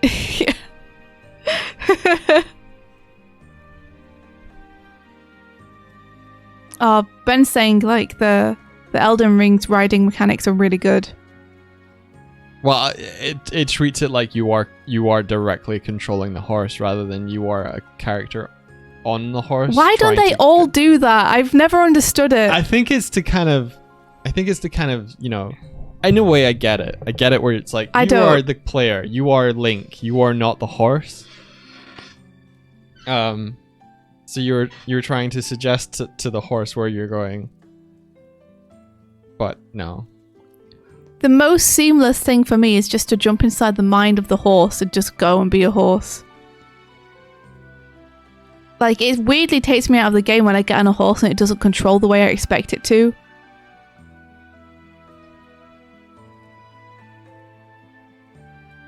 Ben says, I feel like I'm riding the elk in Mononoke when I play Elden Ring. Yeah, cool. Yeah. That's cool. Yeah, it definitely puts me in mind of that.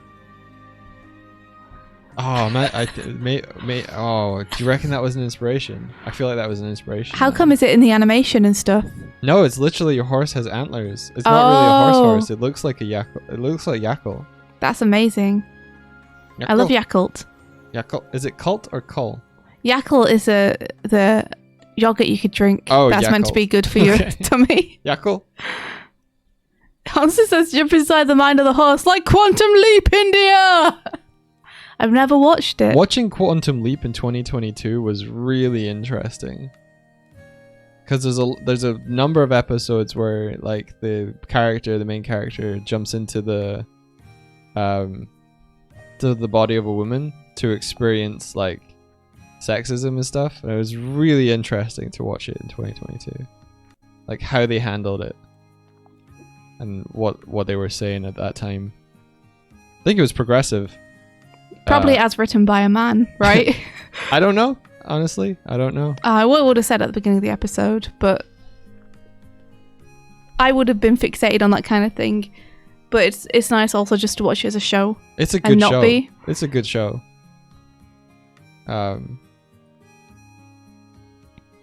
But yeah, it's like a man experiencing sexism as a woman and then reacting to it as though they were a man and then defeating sexism as a man in the body of a woman. It's interesting. The man will solve sexism for you. Yeah, but just don't worry, men are here to save us. There's definitely a read you could do of it like that. But also I think it's well intentioned. So I'm not like offended about it. It's well meaning. The man solved the sexism. Yeah. I appreciate them trying, though. It is well-meaning. It is also of its time at certain points. Isn't it from the 80s or something? Yeah, 70s, 80s, I think. Johnny Bravo did it too. Create a problem and solve it. You're welcome. Sorry for spoilers, but like there's an episode where Quantum Leap spoilers. There's an episode where the character, what's his name? Mr. Leap. Mr. Leap, yeah. Mr. Leap leaps into the body of a woman working at a company, and how do I do these pronouns? The character that they jump into, her boss, is leery and like coming onto them and being an asshole. Okay. Not leery. Yeah, they got leery, and I'm trying to remember. The comeuppance at the end is that the Mr. Leap in the body of Us the same brain. I'm trying to remember. the Mr. Leap jumps into the body of the woman, and then as the woman goes into this guy's office, and then comes onto him, kisses him or something, and then reveals to the boss guy that they're actually trans, and they were a guy who became a woman and then defeated them with homophobia. So it's interesting to watch it in 2022. That's real bad. Yeah. Don't do that with that person's body that isn't yours, you weirdo. It's Quantum Leap is a yeah. The weird thing that I think about it, because you were telling me about the show, I've never watched it, but is that he maintains his physicality even when he jumps into someone else's body. Okay, it's the rules on that are a little bit weird. So like if he jumps into the body of a baby, he's just a really fucking strong baby. No, the rules in it are really, he's never jumped into a baby, but like... But if he did... I think he jumped into a kind of teenagers at points. He can act... Okay, the rules I think get loosey-goosey from season to season. For instance, in one episode, he jumps into the body of a boxer and then spends a whole bunch of time training to get strong, training as a boxer for a fight. Is it because he's jumped into the body so the boxer's no longer strong? So he has to retrain? No, it's more like the boxer has been like taking dives, but the next fight they want to win on their own terms. So like they train to get... But that's fine. They want to train. They want to win on their own terms, so they get possessed by someone else who does it for them. Quantum Leap is an interesting show, okay? I always wonder whether the people remember the actions that he takes afterwards, because it's like this character is living monumental periods of time of these other people's lives. Yeah, they're getting the most important moments and doing it for them. So they don't screw it up. Well, he's got to come and make sure they do it right. No, in most cases they don't do it right in history, and he does it right. That's what I'm saying, is he jumps into their body to make sure they do it right. Yeah. Thank goodness Mr. Leap is here. To do it better. To make sure we don't all make stupid mistakes. To make history a better place. Better time. But yeah, anyway. Quantum Leap. I think there's a new Quantum Leap show, by the way. It sounds wild. One of the reasons I was watching the old Quantum Leap is so I could watch the new Quantum Leap. Oh, is it a it's new, not a remake, completely new? I don't know. It'll be interesting to watch the new one in 2023. Yeah.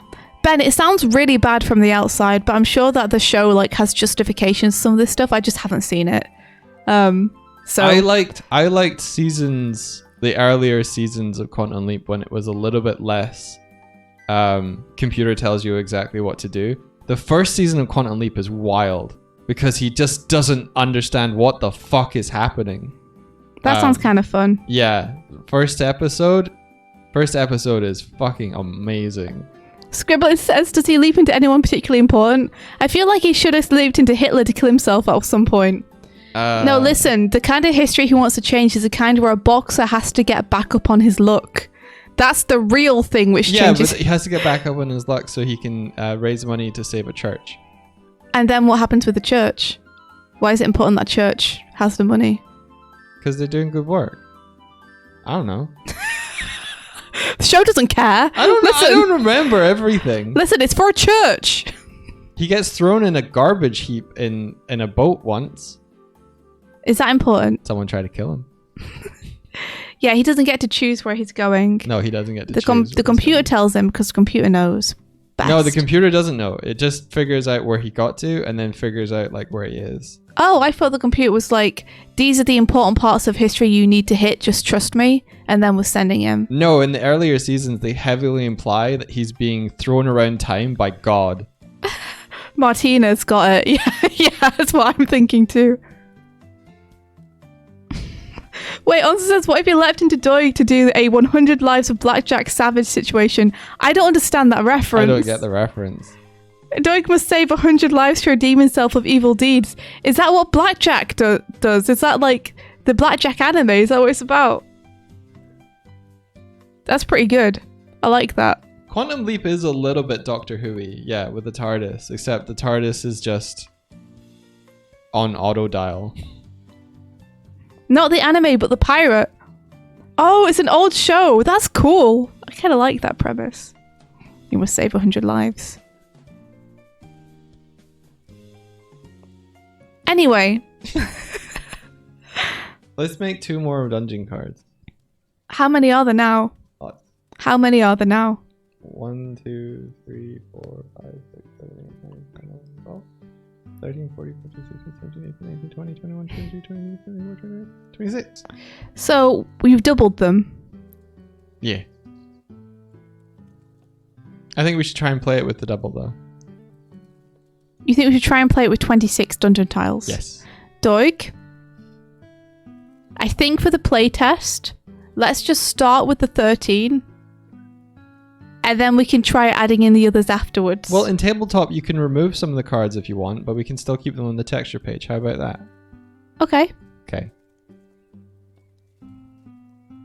I'm okay with that. Less work for me, more scope to play. Swift just thinking about the fact that doing one floor of a dungeon takes an hour.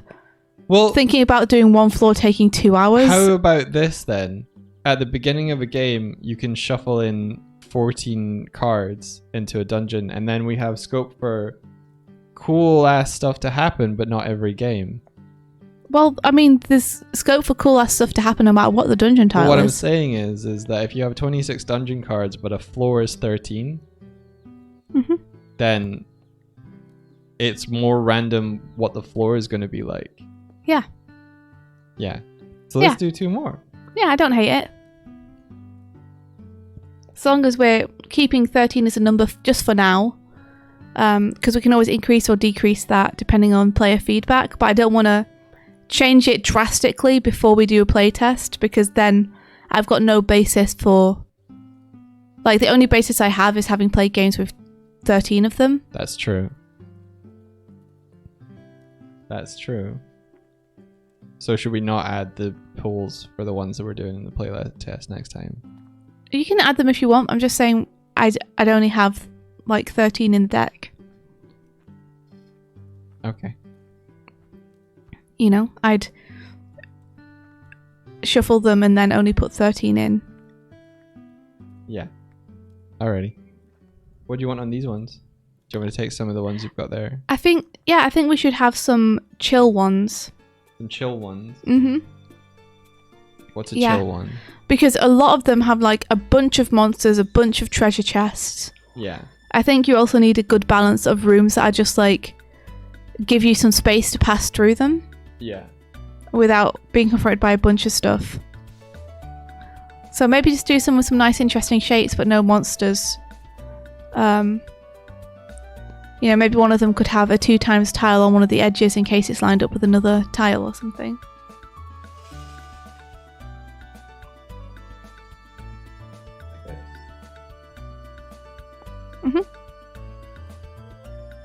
Have fun with it.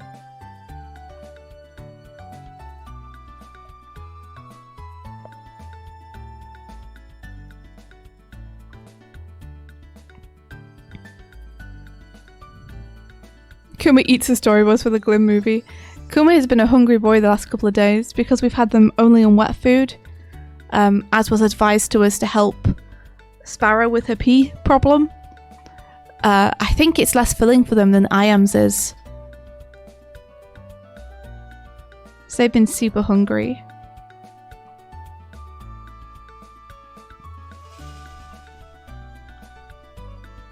But yeah, we got it all ready to go. I'm excited to start playtesting with people and see what people think. Get some feedback. Oh guys, I added another boss, by the way. Yeah, you did. I should show them to you. Okay, I'm gonna give you this now, okay? What are you giving me? I'm giving you the dungeon cards. Okay. Thank you very much for adding pools. Welcome. Have you added any pools to the first 13, Doig? No. Why? I don't know. I thought you were adding pools to them. I thought that's what you were doing. No, I made new ones. Doig. Aww. Can you please add some pools to the Thirst 13? Okay. I'm going to show everyone the new monster I made. You guys ready? See you scribbling? Here they are. I didn't just recolor Doig's Goblin King. No, clearly not. I didn't. No, I did completely new art for it. That's very good. This is the Draculich. This is the Draculich. It's a life-sucking enemy. Here we go.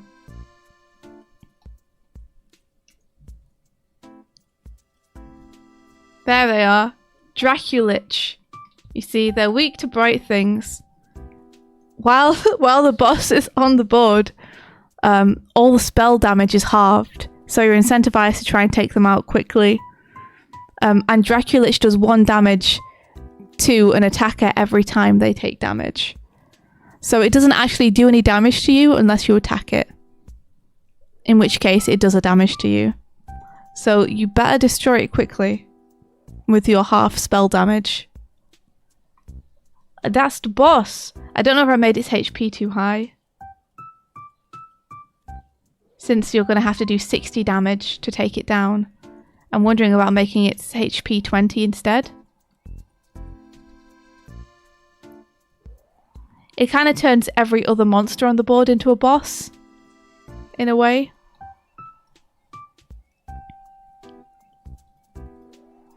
It does, doesn't it? Kind of. Yeah, I think I'm going to bring its HP down a bit.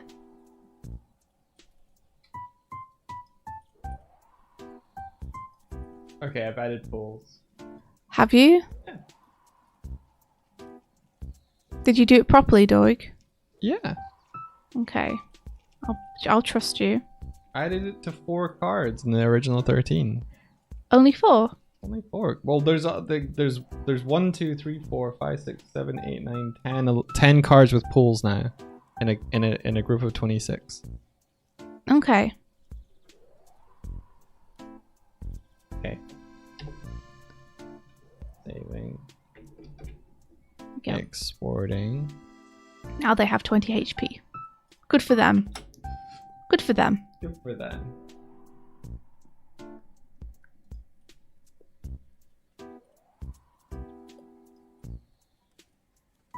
There we go. And let's bring them in.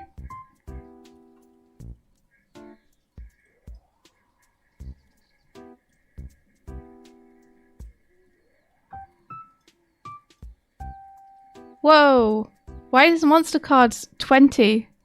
Maybe it resets every time I go to custom, and that's what's happening. Okay.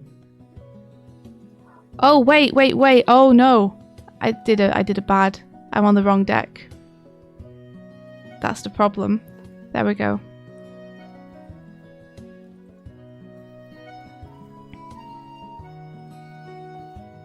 Let me just check I haven't bulked up the monster cards. No, I haven't. They're still good. Awesome. But now, this bad boy should have 20 HP. Awesome!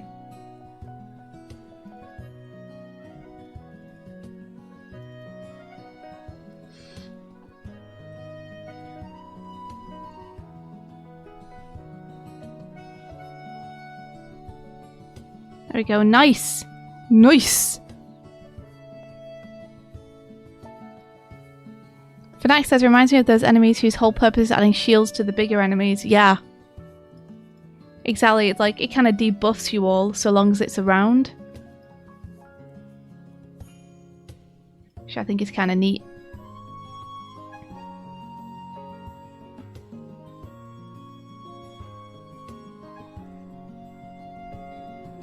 So now you just have to do 40 damage to it to destroy it. Oh, Hinka says, how's everyone doing? I'm super tired and overslept big time. We're doing okay, thank you. I'm glad to hear you're okay. Sorry you overslept, maybe you needed it. Maybe you needed da sleep.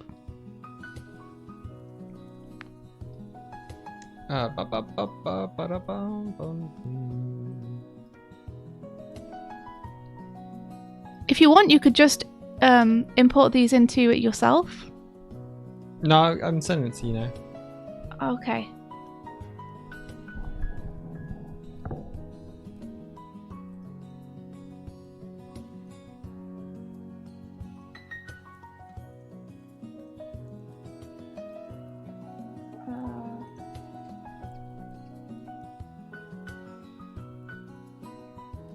Let's see. Oh! Todd says he might be up for playtesting tonight, but it depends. If not, we could do Saturday. So there'll be 28 dungeon cards now. 28? Yeah. I thought that... Okay. Map tiles. Save. Okay. Go. So let me see. Custom.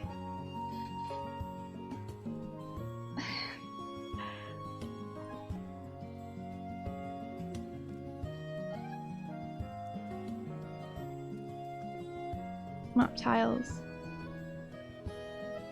So you want me... Don't make them local. Why are you making them local?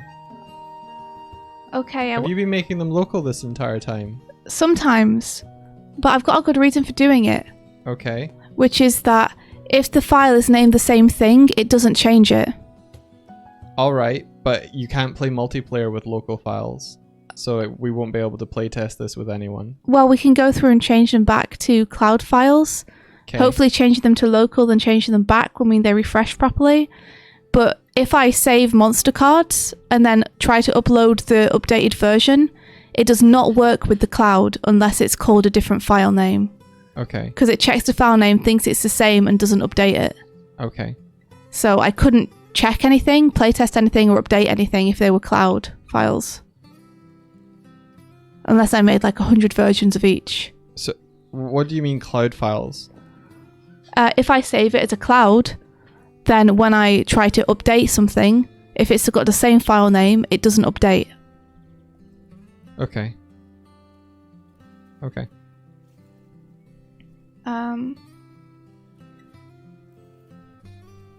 So do you want me to do the full 28 cards? Yeah. Okay. And then you want me to delete 13 of them? Not necessarily delete 13 of them. I meant that you could, like, during a game, take out 13 of them to shuffle into play. Take out 13 of them to shuffle into play? Yeah, if you want to limit the amount of cards during a dungeon floor... then you could be like, okay, shuffle this and then shuffle out 13 cards. How do I shuffle out 13 cards? I don't know. Draw 13. I don't know. Like, cut the... I don't know. You'll have to make sure one of them is the end tile. Mm-hmm.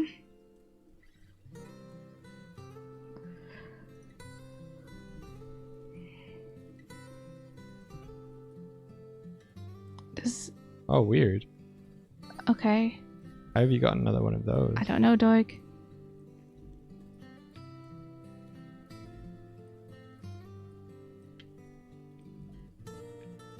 You can spread them all out if it'd be easier to begin with. I'm just looking for the staircase so I can make sure that we have it. Yeah, what I'm saying to you is you could flip them all, then do right click spread, and then find the one you're looking for, and then take it out, and then shuffle it in. Oh, I didn't know I could do that. Okay. I mean, I've done this now anyway, so I guess I don't want anyone to think this is part of the game, so I guess I'll just put it over here. Oh shit. Oh.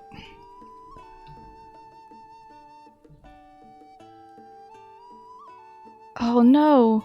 Wait. What is it? I don't know, this is difficult. Pick it up. Okay, off the board. Okay. So that should be... Does it look lower res to you? It does actually, yeah. Why is that? Maybe I fucked up.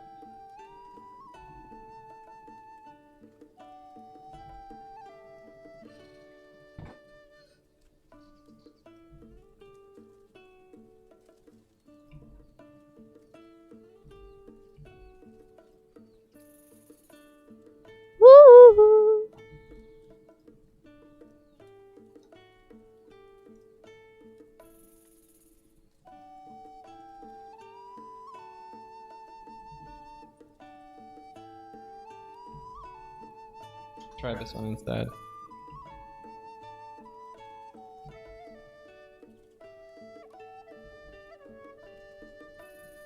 Okay. There's a lot of monsters. 1, 2, 3, 4, 5, 6, 7, 8, 9, 10, 11, 12, 13, 14, 15, 16, 17, 18. 18 monsters. And we do have 20 monster cards in the deck, so we could technically do that many monsters. Mm-hmm. Okay. Let me get this again.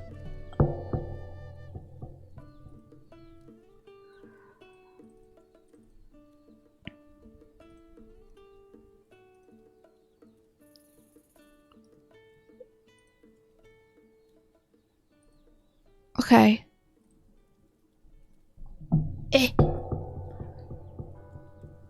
So, I have to redo the deck thing. Potentially. Do I not? Well, I would just play with a full deck, honestly. That's how I would want to play it. No. We've never tested it with more than 13 cards. Do you really want to do that for the first time we play it with others? Do you not want to... Joe, go with the original ones for the playtest today, then. Yeah? Because I'd be happy to do that. Okay. But I don't want to disappoint you. Just suddenly doubling the deck size, having never playtested it on our first playtest with others, feels like it could really unbalance everything. Okay, then, like, get the new art and limit it to 14. Is it 14? Yeah. Okay. So this is one we want. Wait, it's a cloud.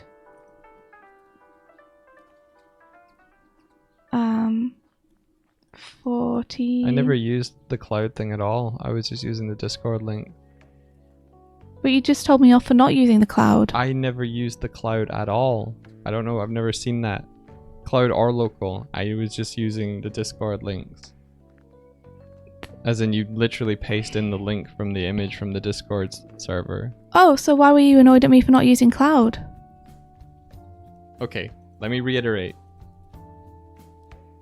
I had never clicked cloud or local or any of those options. I was literally pasting the link, the URL into the box. I understand that. So I'm not telling you out for not using cloud. I'm telling you off, or if you want to put it that way, for not using the Discord link. Because when I did it, it said you won't be able to play this multiplayer if you try and use like a local file. Okay. Sorry, it's just what you said when you got mad. Is that you were annoyed at me for not choosing cloud? No, it's that you're using the local files. Okay. Because it won't be able to be played on multiplayer, which is the whole reason that we're making a tabletop thing in the first place. Okay. I'm sorry, like I said, I had a good reason for doing it, which is that I couldn't update anything. Okay. When I was choosing the cloud option.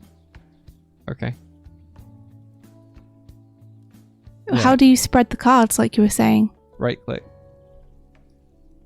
And then there's one called spread. Okay. They look high res again. Cool. And we have 2, 3 with water. Yeah, you should have 4 with the water. There we are. So that's basically the original set with some water added to where walls would have been. And this as well for some reason. I think because you're resetting the deck, because that other card is outside of the deck, it just ignores that card now. So I'll just yeah use this one instead. Oh, thank you for the follow. Delete that. And there's not a way to like put them back into a deck easily. If you hover over all of them and hit G, it'll group them. Cool.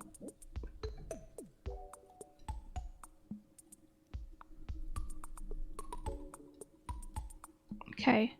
So we've got water tiles now. I guess I gotta go back over everything and make sure that they're all not local. Yeah, sorry. It's okay. Hang on, you're showing your file menus and stuff. I don't know if that's okay. Yeah, but I made sure that the stuff that I can't show is off screen. Okay. Um, I think what we were saying is what we could do is give it Dropbox links. So if you're saving into the Dropbox and then go to Dropbox and copy the links to them, that would work. so you don't want me to do the cloud thing? Again, I have no idea what the cloud thing is. So you know. Can we look at the menu and see what it says when it says cloud? Yeah, we can, or we can just paste in the Dropbox links. We'll see what the cloud thing says.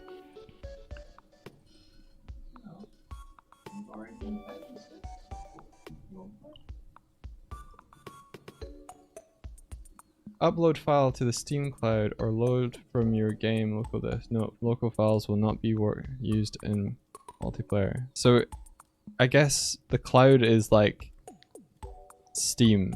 Mm-hmm. So we're saving the files to Steam. Okay, then cloud. Cloud's fine. I just read that local files will not work in the multiplayer and never used it. That's all. So I keep getting these every time. Though I don't know what they mean. The red errors. Yeah, every time I use the cloud upload. But I think the red error is me trying to play a YouTube video. okay.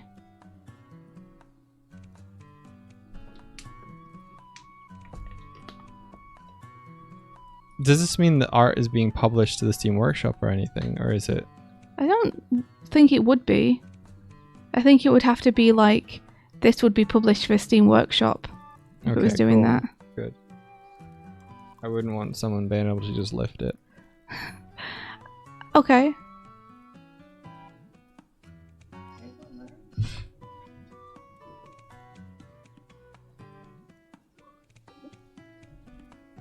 Uh-oh.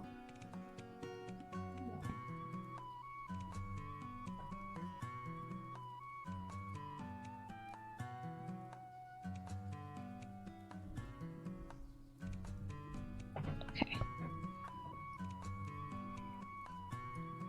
That's cloud.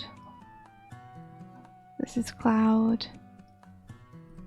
This is cloud. Just checking if the cloud or not. We're just checking if the cloud or not. Just checking if the cloud or not. Are the cloud or not?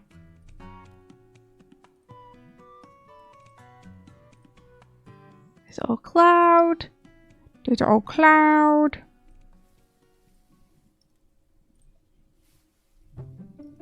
These cloud.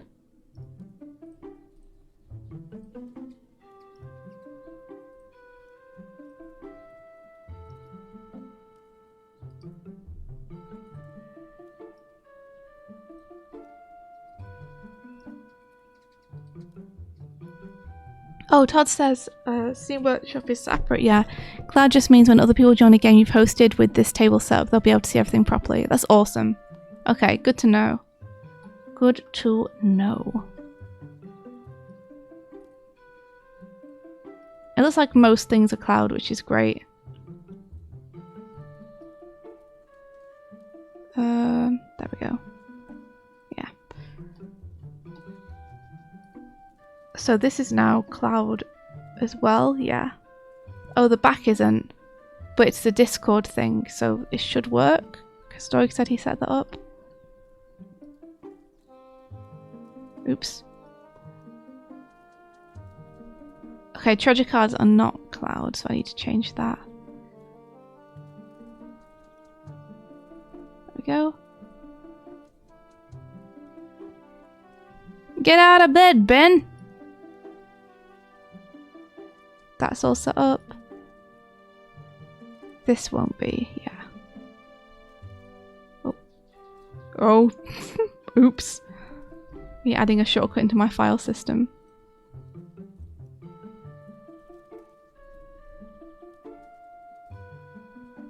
Cool. Okay, so this should be everything. Yay! We're all set. Ben, you gotta. You gotta. Okay, we should be all set. Radical.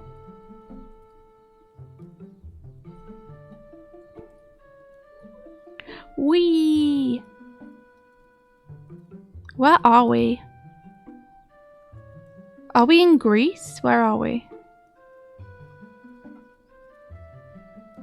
Does anybody know? Are we in Greece? Yeah, in this background. Apteka. Oh.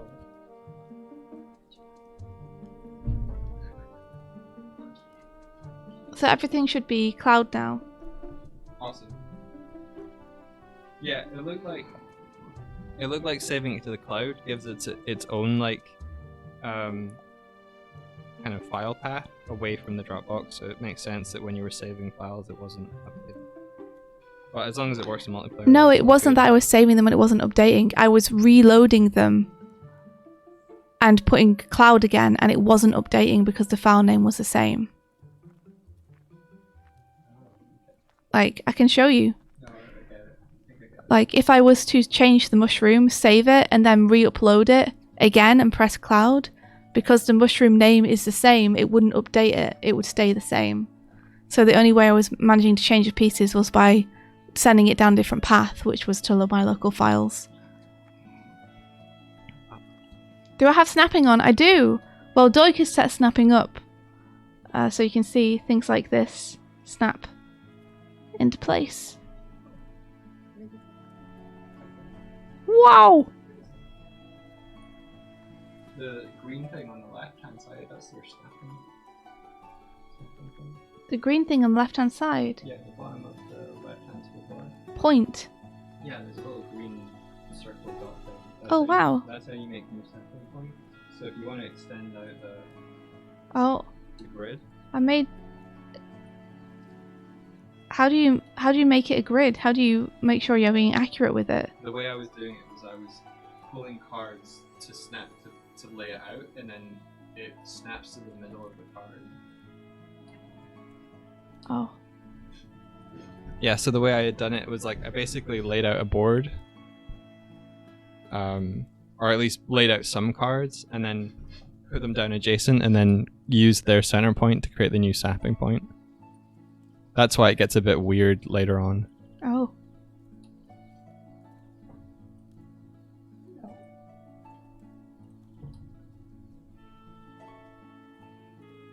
Interesting. I wonder if you can get snapping layers, because it would be useful to be able to snap the players to a smaller grid, but at the moment if you turn snapping on for them, they snap to those green things, which we don't want. Oh, is there... What were you doing there? It had tags? Yeah. Oh. If you right click on it.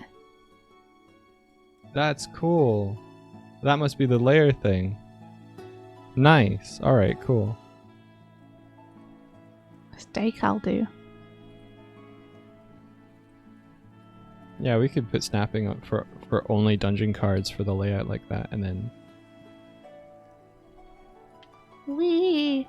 I wish you could add snapping points to the cards. What do you mean? Snapping points onto the face of the cards. Oh, you would mean be so really you could cool. put Scrabble and stuff on it? Yeah. I kind of like being able to just put our Scrabble tiles wherever, though. Yeah. I meant more for the pieces, for moving the pieces around. Oh. But it also works like this. Yeah, I think I've done all the updating I was going to do to it. Amazing. And we got the new dungeon card art with the pulls. Okay, cool. We should have, yeah. And everything should be cloud. Awesome. We got it in a good shape then. Yeah, I think so. Whee! I'm still trying to write an instruction manual though. It's looking really good though. It's Look hard. It's hard. Writing instruction manuals is hard. Do you want updated art for your little examples? Yes. Please supply me some actual good art for my examples. Okay. They look so bad. They look so bad, Doig. I can If you send me the PSD for that, which has your little arrows and stuff, I can put the art underneath that you need. No, don't even. Just do completely new stuff, and I'll relabel it. Okay, I can do that. Yeah, don't worry about it. And thank you very much for the follow, by the way. Yeah, thank you. We appreciate it. Proosh. Is the final game also going to be pixel art? Probably not. We have an artist in mind if we ever decided to print this. That we think would do really well. I feel like the dungeon art stuff is kind of cool and clear as pixel art, but the monster card art I wouldn't want to be pixel art. Mm-hmm. Well, that could be a discussion then, for sure. Yeah. But it could be any kind of thing for the actual... We could go way more high res and make it cool and fun and unique and stuff. Right? Yeah. We kind of decided to just do it as quick as we could for the playtest. We didn't want to spend too much time making the art look pretty. Even though I think the art is super cute, because Doig couldn't resist. Yeah. We decided that we just wanted to do it as quick as possible to check that it worked via playtest first. So, like, I wouldn't want the monster tiles, for example, to be red M's. Yeah. And stuff, like, and I'd probably change the way the wall tiles look. Yeah, I agree. You know, to come up with something cooler. But it definitely works for now. I caught Doig making the starting tile all fancy. That's probably the nicest tile, and I was like, stop! Stop! I think we might use this for the Steam version. Oh, you want to do a Steam version? Yeah, potentially. Like a video game version of it. Oh, wow. Maybe pixel art. There would be some things which would be easier if it were a video game. Yeah. Like, you wouldn't even need to necessarily draw monster cards. You could just have the monsters populate. That's true. And then hover over them to see their properties. I think it would still make it a car game, though. You'd... There's a fun about making a video game that is a video game of a car game. Okay. Doig, how could I? What did I do? You fancied up the card. Made it super nice. Oh, right, yeah. That was very fun. I kind of saw this as like, you know, when you have like leather bound stuff and it has like the corners. Mm-hmm. That's what I had in my head when I made this. I love that. Like a bound tome or something. Yeah. It's super cool. Oh, the packaging for the box could be like a spell book. That'd be cool. Oh, Fanac says, oh, well, that's a way. In case you wanted to turn on a grid for the whole map, it's like this. Okay, let me have a look. See, options. Where's the options? We can't see it on the stream, I don't think. I mean, I've got games, objects, music, notebook. Oh, options. Where's options? Okay, option grid. Show lines. Okay. Yes. Awesome. Set snapping to both.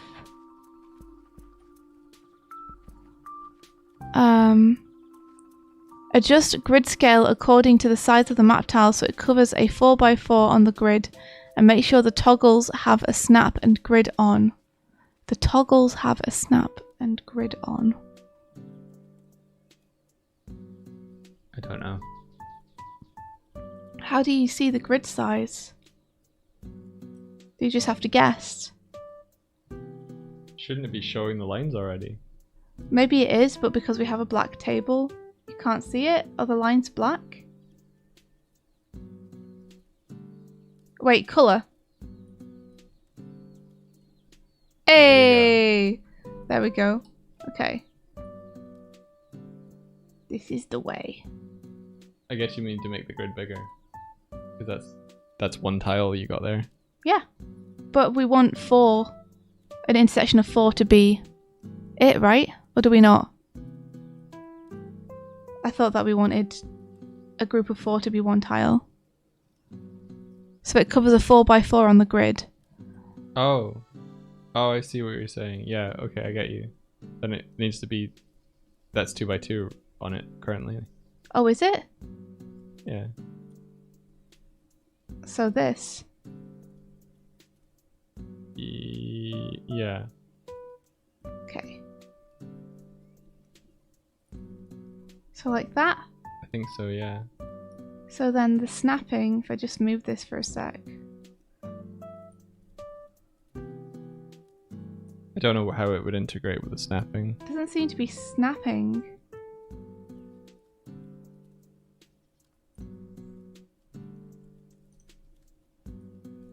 Click on one of the little guys, Uh-huh.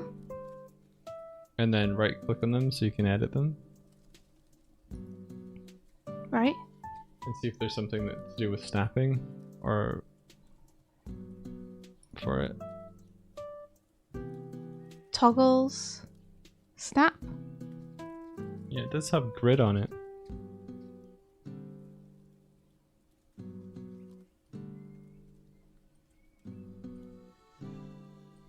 Yeah, it only seems to be snapping to snapping points now, which we Yeah. don't want. I don't know, man.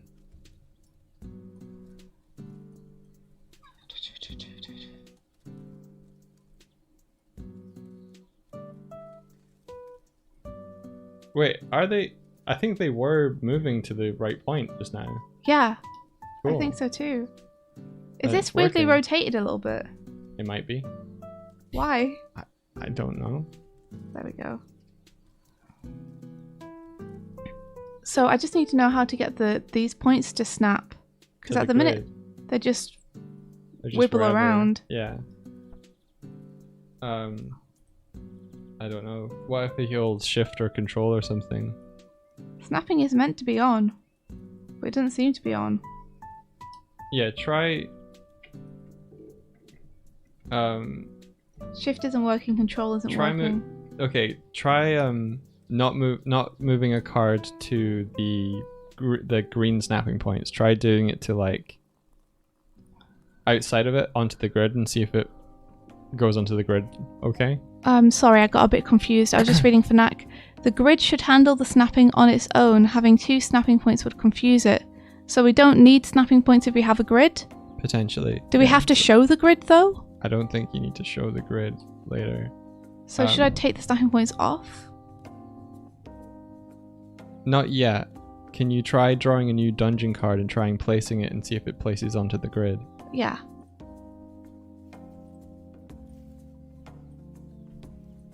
It seems to. Yeah, it seems to. That Oh, might be better. wait, that didn't. Don't know why that didn't. Let me just... I'm going to get rid of these, if that's okay, Doig. Okay. Is that alright? They take a while to set up, but go for it. I know they did, but I can't test it with all these here, because I don't know if it's snapping to them or the grid. It wasn't... Okay.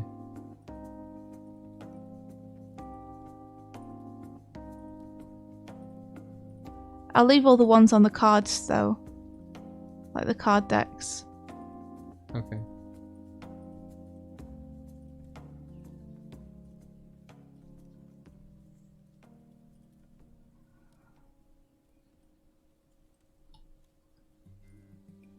I'll leave these ones. Okay. So yeah, it seems to snap, Pretty good.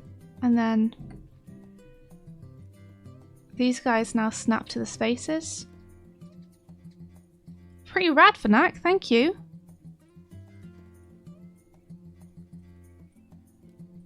Is that what you wanted, Doig? Seems so, yeah. Pretty That'll make it easier rad. to play. It will, yeah, thank you very much. So I can take the grid off by going back to options, grid, and just taking show lines off. So I'm looking, snapping, do we really want both or do we want center? We kind of want both because we Yeah. want the lines to dictate where the other cards are placed, yeah. Yeah. So yeah, that still works. Which is rad. Cool. I think the shadow shows you where it's going to land. Yeah, it Cool. does. Pretty awesome. And then we've still got our snapping points here for the decks and everything. Yeah. Sorry that I had to get rid of your snapping points, Doig. It seems a better system since it does both the cards and the players. Yeah, I think so. Did you just load or? No, I almost did, Okay. but I caught myself and did overwrite. There we go. Cool. Try snapping it without being able to see the grid. We already did. It worked. Oh, I didn't see you test it. Yep, here you are. Cool.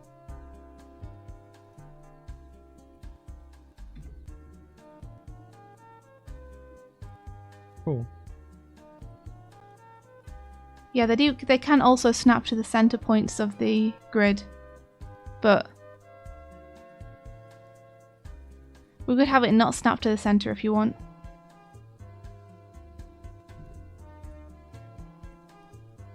It's your choice. If we can set it so that one explicitly does one and one explicitly does the other. One what? Well, we want the dungeon cards to snap so that they're on the lines, Mm. and we want the other ones to snap to the center. So Snap. Yeah, it only lets us snap. and only lets us grid. Yeah, the grid seems to be dictating what place is where. Yeah. Okay, Sorry. that's all right. Still good though. Yeah. You're up. Congratulations, Ben. You want to call the stream here? Yeah, I have to leave. Alrighty. But we got it all set up. Yay! Ooh. Do we need these calculators, or are we just gonna have a spreadsheet open when we play it with people? Yeah, that we can use the spreadsheet to calculate points. So yeah, let's just use the spreadsheet method. Just get rid of them. Then we don't have to worry about it. Don't have to worry about it. Look how huge the table is compared to... There must be a way to shrink the table a little bit. I would assume so, yeah. If it shrinks the player where the player decks are, that would be great, but I don't know if it will. Oh, I think we tried this, and because it was... Let's see if we can do it like with a master object or something, but when I did it, the thing is like multiple things. Let's see if this is a master object. Let's see. Nope. Nope. Nope. Maybe. I can do this.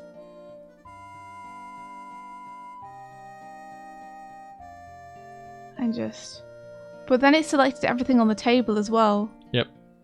Which is not what I want. You'd think there'd be a way to shrink the table. But there doesn't seem to be an easy way to do it. No.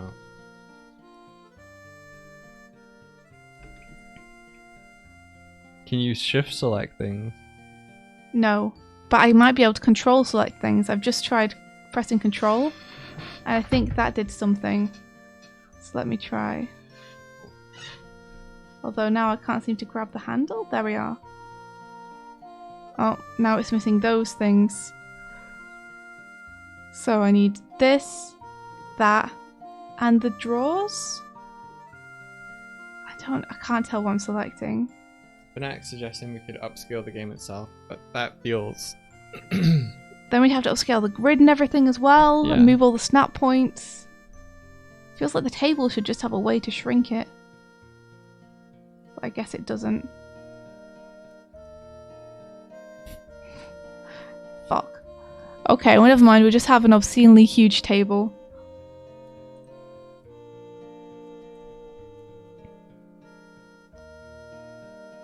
I guess so. You can bring back the other table if you want. I mean, this table is good, it's just too big. Yeah. Like, I like that we have more room. We played on it before, fine. Yeah. It's just like, if you're over here. Yeah, if you want to look at your deck.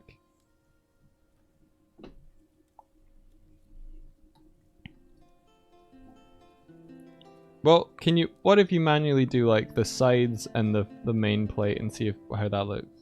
For next as you can, it's the little green bit that's close to the center. You can what? What little green bit?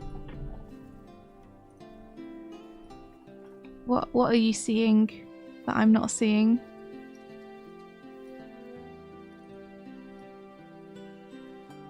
Oh, he's talking about, well, you can scale it on. No, we're not talking about scaling it. We were talking about scaling all of the objects that make up the table all at once. We're not talking about scaling it uniformly.